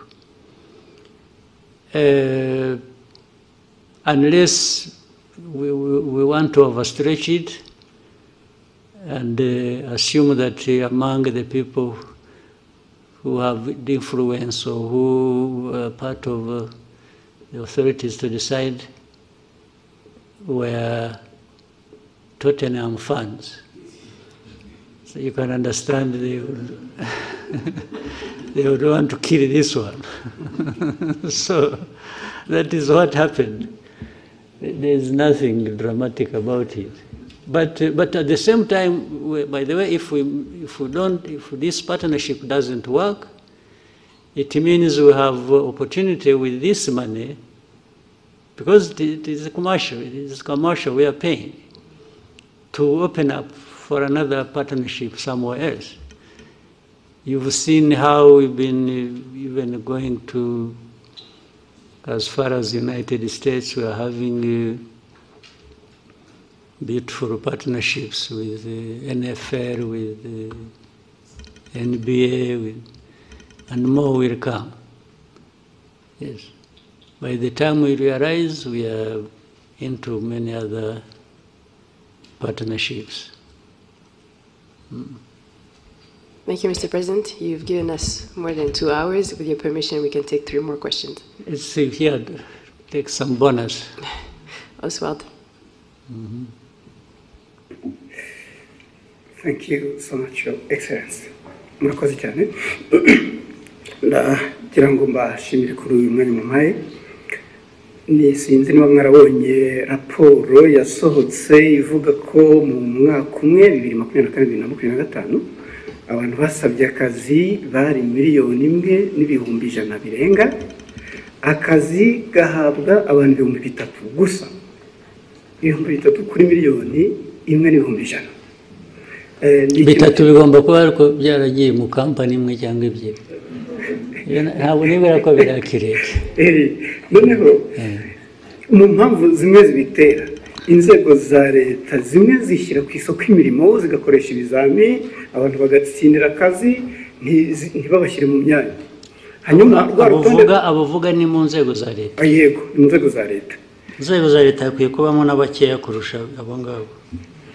Hakwiye kubamo bakeya kurusha 3,000. Leta bose barajyamo bashaka iki. 1,000,000 urayishyira muri leta ijye ikora iki? Nyakubahwa Perezida wa Repubulika, ikibazo ntabwo ari uwo mubare w'abakora muri leta, ahubwo abo bavunika bakora ibizamini. Ntabwo bose babikoze nabiyandikishe basaba akazi. Ababikoze ntekereza ko bagera muri 500. No kugira ngo baringanize. Ariko harimo imvune, hari abakoresha ibizamini wenda nko mu karere kamwe ka Nyagatare, ugasanga ikizamini kiri kubera i Musanze. Hari n'umudepite ejobundi wavuze ati kugira ngo duce intege abo basaba akazi bakina, hajyeho amafaranga ku bashaka akazi. Ibyo byo ni mismanagement, ni imikorere itariyo.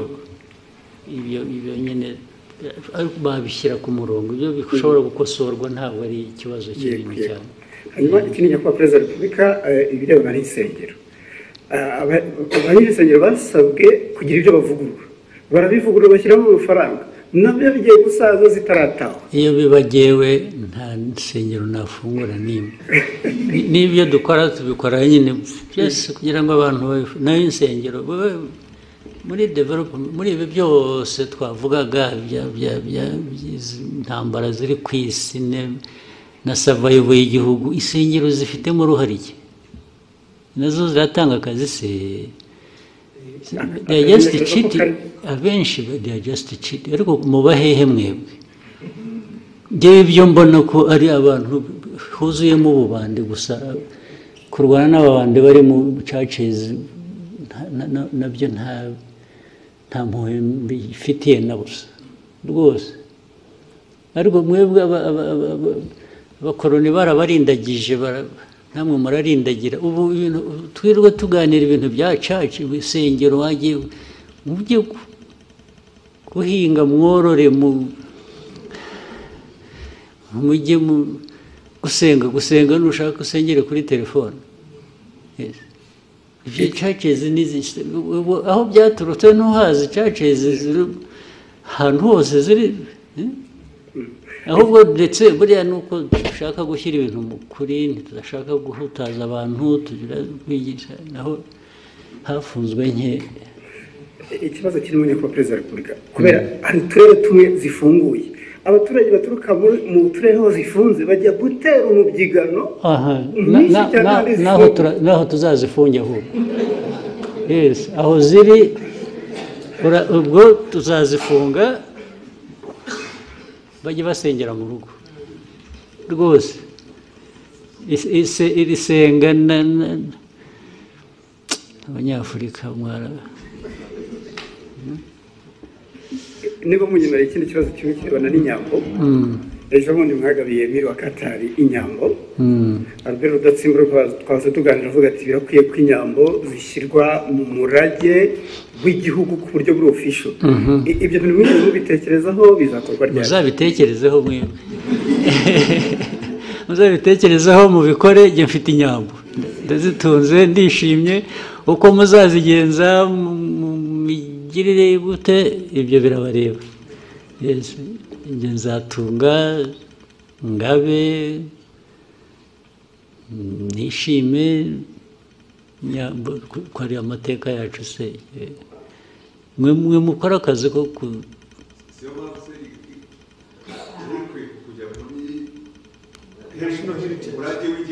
ibyo birabareba muzabishyiremo ngewe ntabwo ngiye kubishyiriramo kubera ko ndi umworozi none se ntufite uko communicating na leta mwe muzabikurikirana ibyo birabareba Marcosi, next, Bloomberg. Thank you, Mr. President. Onduro Ganga with Bloomberg News. I just have a couple of things I'd like to hear from you. If we look at gold prices, they've hit an all-time high in the market. In the context of Rwanda, IMF projects that by the end of the year, gold is going to account for half of your export revenue, about $2 billion by the end of this year. But in the same breath, we have seen sanctions, particularly from the EU, on the country's main smelter, Kasabo, and some of its executives. So in lieu of the sanctions, what is Rwanda currently doing with its gold? And maybe if you can broaden out that conversation for me, what is the importance of gold in Rwanda's economy? And do you have specific plans to develop the gold industry? Thank you very much. Do you want to advise those who are applying sanctions? I'm saying, do you want people to add more sanctions to stop that, or what? No, I want to know if you're not selling it to the EU, because Rwanda also has a really big deal, about $900 million mineral deal with the EU. Yeah. So if they're off the table, if that is frozen, what is currently happening? There's nothing frozen. There's nothing frozen. You know what they sanctioned? They are individuals who led that refinery. But the refiner operates, right? So that I don't misquote you, Rwanda is still selling its gold to the EU? It's selling gold to the market.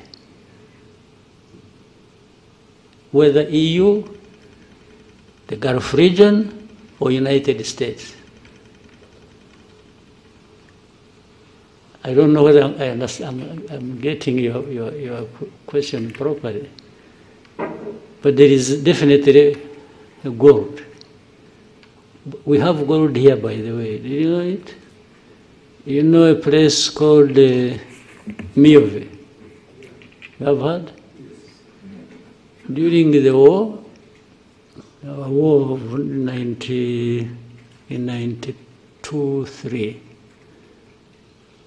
our soldiers who were operating in that region, Miove, there is a swamp, you know it? In Chumbi. Our fighters woke up and found some stones they didn't know flowing along the river, and they picked that stuff. And in fact, we sold it, sent it through to Uganda, sold it. It bought us, we were able to buy some meals for a week. Just from the gold we picked. The mining still goes on artisanal, and now they are doing deep exploration to see if there is gold in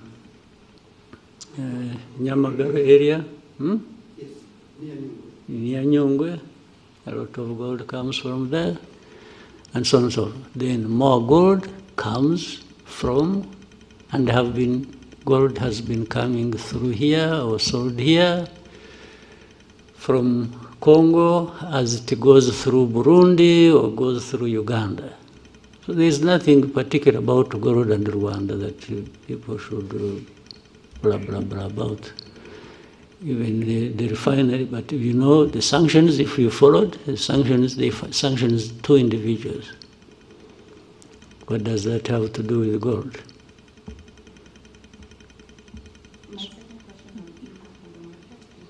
Impact of Rwanda on the market, or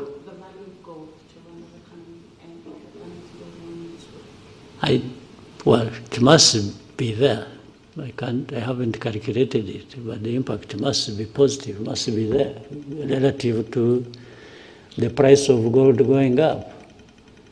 I've been seeing it is now at around 4,000. Yes, 4,000 plus dollars per ounce, I think. That's huge. As you see it, you may end up, and it has nothing to do with Rwanda, you may end up having wars around gold, those who need it and those who produce it in the world.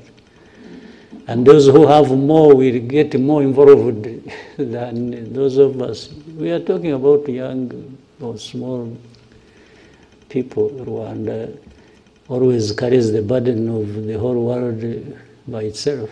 You know, there are people doing everything, even in a worse form than probably we're accused of, but they prefer to point at Rwanda for everything. Can you imagine Rwanda being a point of reference to do with this global network of gold trade? You get it clearly that it is politics, it is geopolitics, it is some nastiness that goes on every day. Otherwise, how does Rwanda really surface in all this? Thank you, Mr. President. Someone else want yes, to? One last question from Jackie. Thank you very much. Your Excellency, my name is Jackie Lumbasi. I host the Real Talk on RTV. And Your Excellency, what I do on this program is try to bring out the person behind the title. There's a former Prime Minister who was once asked what was the toughest part about his job, and he said the toughest part of his job was parenting his son. And to someone else, they would think when you're a president or you're a prime minister, that should be the hardest job. Mm-hmm. I would love to hear from you as a parent. So in this case, putting aside the president, I would love to talk to PK, the father, the grandfather. If you've ever had to struggle with anything as a parent, what would that be? And then with the grandchildren growing, I wonder if you're picking them from school, or dropping them there. What have they done lately that got you smiling? Some of the images that I've seen online of you, the most beautiful images are those of you around your family. So clearly, the family means a lot to you. And so as you also talk to Rwanda's young people about preserving what we have built as a country, protecting what we have. Someone could think maybe you're not talking to your children as well. They could try to put them on the side. As you watch your granddaughters grow and the many other grandchildren that will come, how would you like them to view Rwanda's transformational journey and the role that their grandfather has played? Thank you, Your Excellency. That sounds like a long story to tell. But, well, thank you to in any case, bring it up and reference that. My family, whether immediate or the generations springing from that, first and foremost, the central part of me and what I do and how I do it, but above all, I enjoy it. I enjoy family. I don't find any problems except running around with the children so they don't break their legs or fingers or something, but it's all enjoyable, 100%. But in doing that, you want your own children or those from them, as they grow up, to just be decent people in their lives. Decent meaning the core part being what is expected of them in society and by so. But also making their own mistakes and owning up and growing with a purpose that they can live and lead in the society where they grow up in. They must have some bearing, the bearing being the Rwanda, the family, so we would, and for those ones, other than the grandchildren, the children, we once in a while we have a discussion around that. And I have time to tell them my experience, my life, young, middle age, growing up to the age where I am, and all that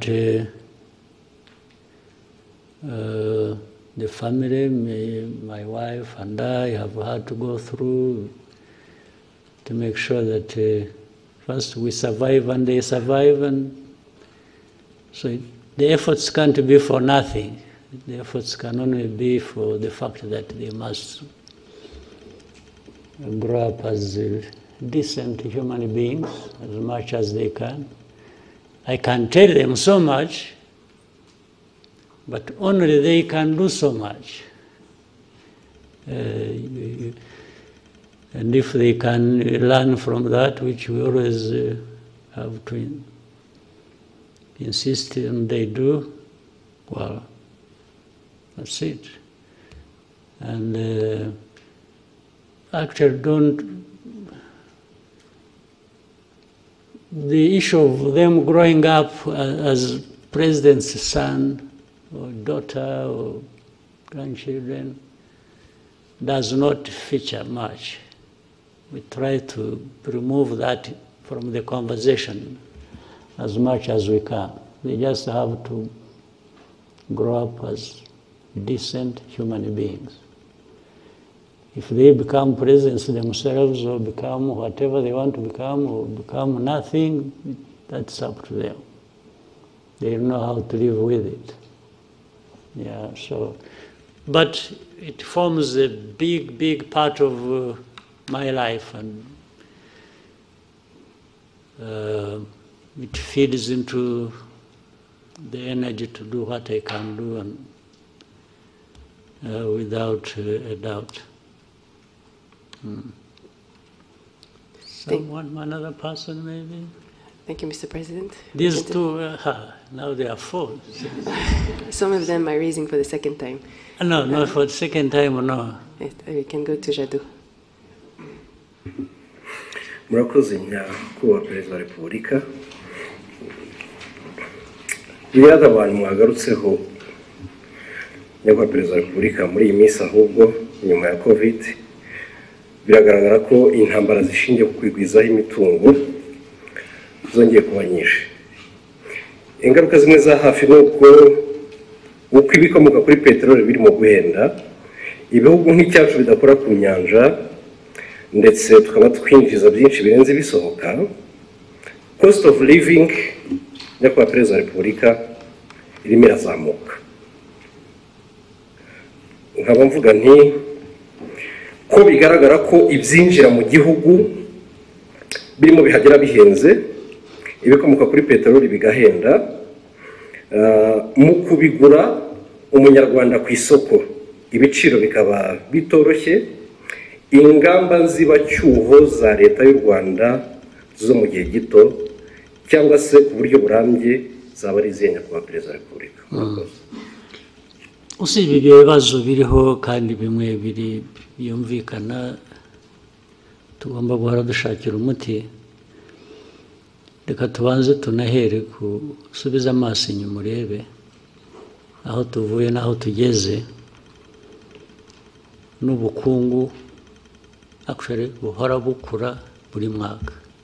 Ubu turi mu ba mbere ku isi bafite ubukungu bukura, nuko ari igihugu cyangwa ari ubukungu bukeya gusa,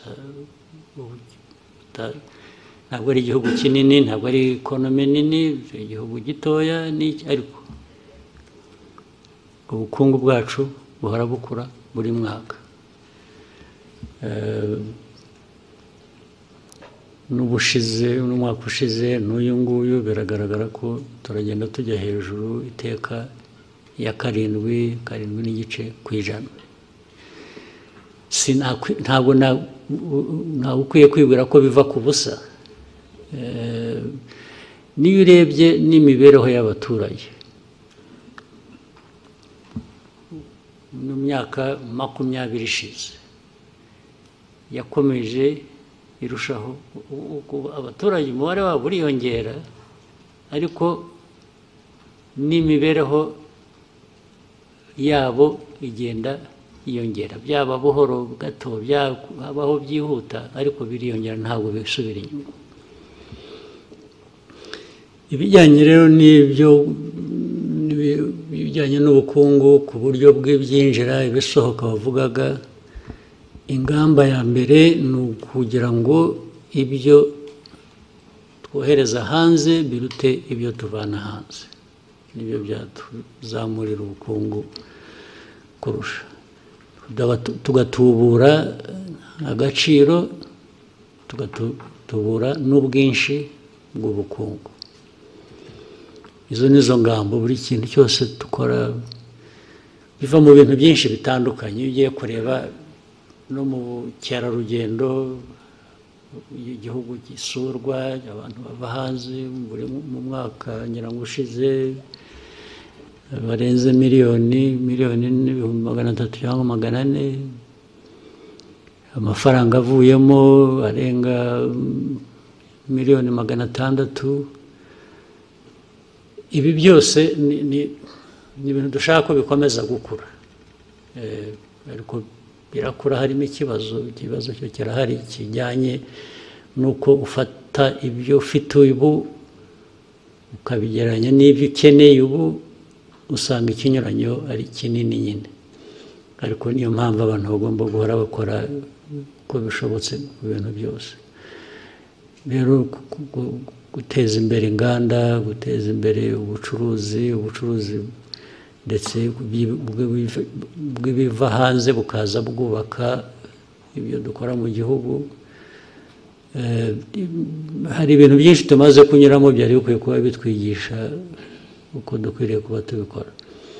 Icyo navuga rero ni ugukorana, ni ugukorera hamwe, kugira ngo abaturage n'abatwumva bumve ko ingorane zo zirahari ariko inzira irahari yo kuzivamo kandi hari ibikorwa bigereranyije ndetse n'ahandi usanga turi mu ba mbere bagenda bagerageza gukora ibishoboka. Thank you, Mr. President. We may take one last one from Fola. I think you have to do a lot of Tombora. Thank you, Mr. President. My name is Fola from the Radio Masterclass, Lagos, Nigeria. I want to ask you a question, sir, about women. So in many African countries, women That struggle. must be easy question. I'm sure that it is.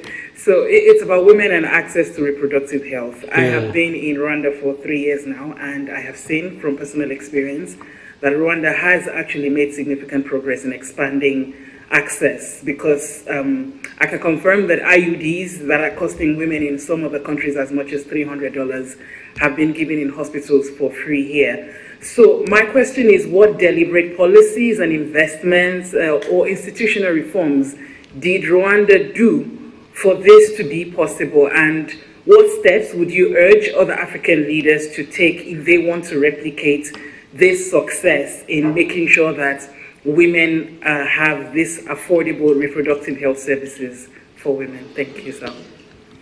Well, I don't want to advise anybody for avoidance of being misunderstood.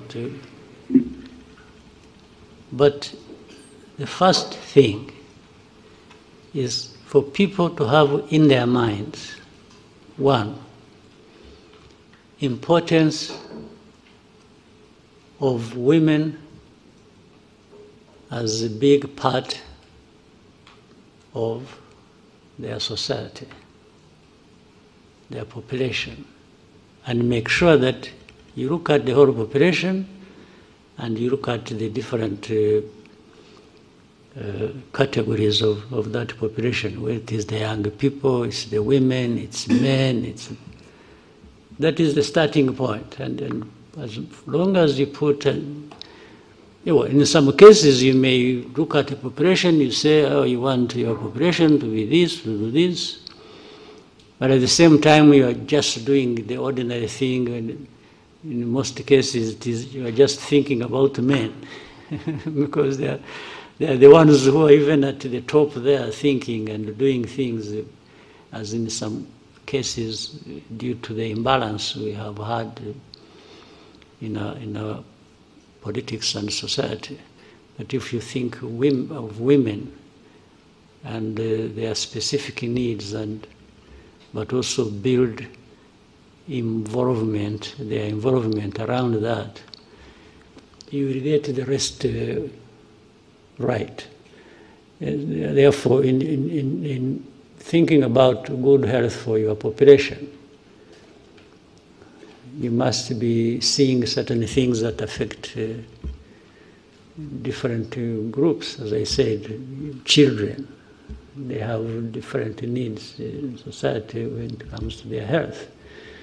Then we can say men, but particularly women in this case, and so on and so forth, so that you go fixing. But you are here looking at them under health, but the society that you are managing and that you have to do the best for. This is where it starts from. If you don't start from here, the rest goes wrong. Yes, and so for those who would want to share anything with us, and some of the things we do, we've learned from other people as well, from different places, about different aspects. We learn very quickly from other people, and then, so that is, there's nothing so much technical about it in isolation. It is just thinking about health, thinking about your people, thinking about women, and as you think about the rest, the children and the rest, and then you go into these categories and say, what are the specific needs? So under that umbrella and the budget and so on, you break down and create resources for each aspect. Who is this? Okay, let's hear from...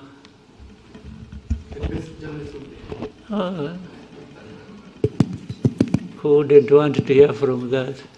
Murakoze nyakubahwa Perezida wa Repubulika. Mfite ikibazo kimwe nshaka kubabaza mpagaze kandi mbashimire murakoze cyane. Nyakubahwa Perezida, mu minsi ishize twabonye intumwa z'i Burundi mu gisirikare n'iza leta zitabira ibikorwa byabereye n'aha ngaha. Ejo bundi tubona impunzi z'abarundi zitaha ku bushake zisubira i Burundi. Baravuga ati se haba hari umubano muri iyi minsi cyangwa se ibiganiro byabyihariye kugira ngo imipaka yongere ifungurwe yo ku butaka. Murakoze. Nta gufungura imipaka iracyameze nk'uko yari imeze nta kirafunga, ariko twebwe na mbere hose no gufunga kw'iyo mipaka nta uruhare u Rwanda rubifitemo ato. Abarundi nibo bahisemo gufunga imipaka, ndetse turababwira ngo aho bazashakira gufungura twebwe ntabwo twigeze dufunga.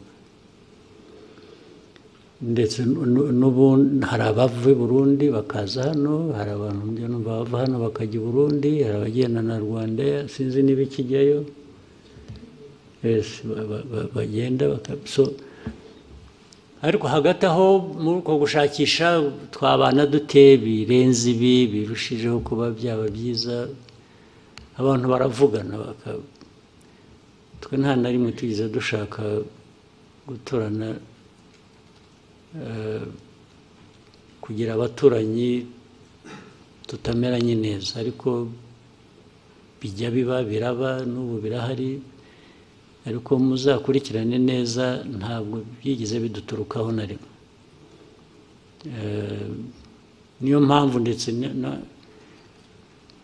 kugenda no kugaruka rimwe na rimwe twe nta abantu iyo bashakiye baraza, bashakiye baragenda.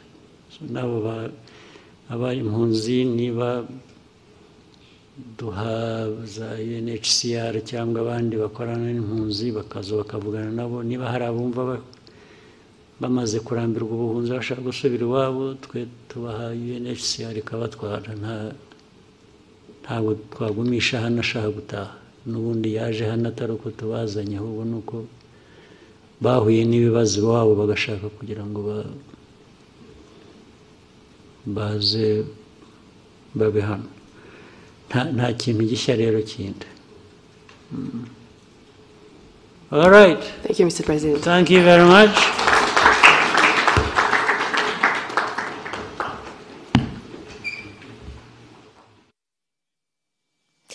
Naha ikiganiro cyahuzaga nyakubahwa Perezida wa Repubulika Paul Kagame n'itanga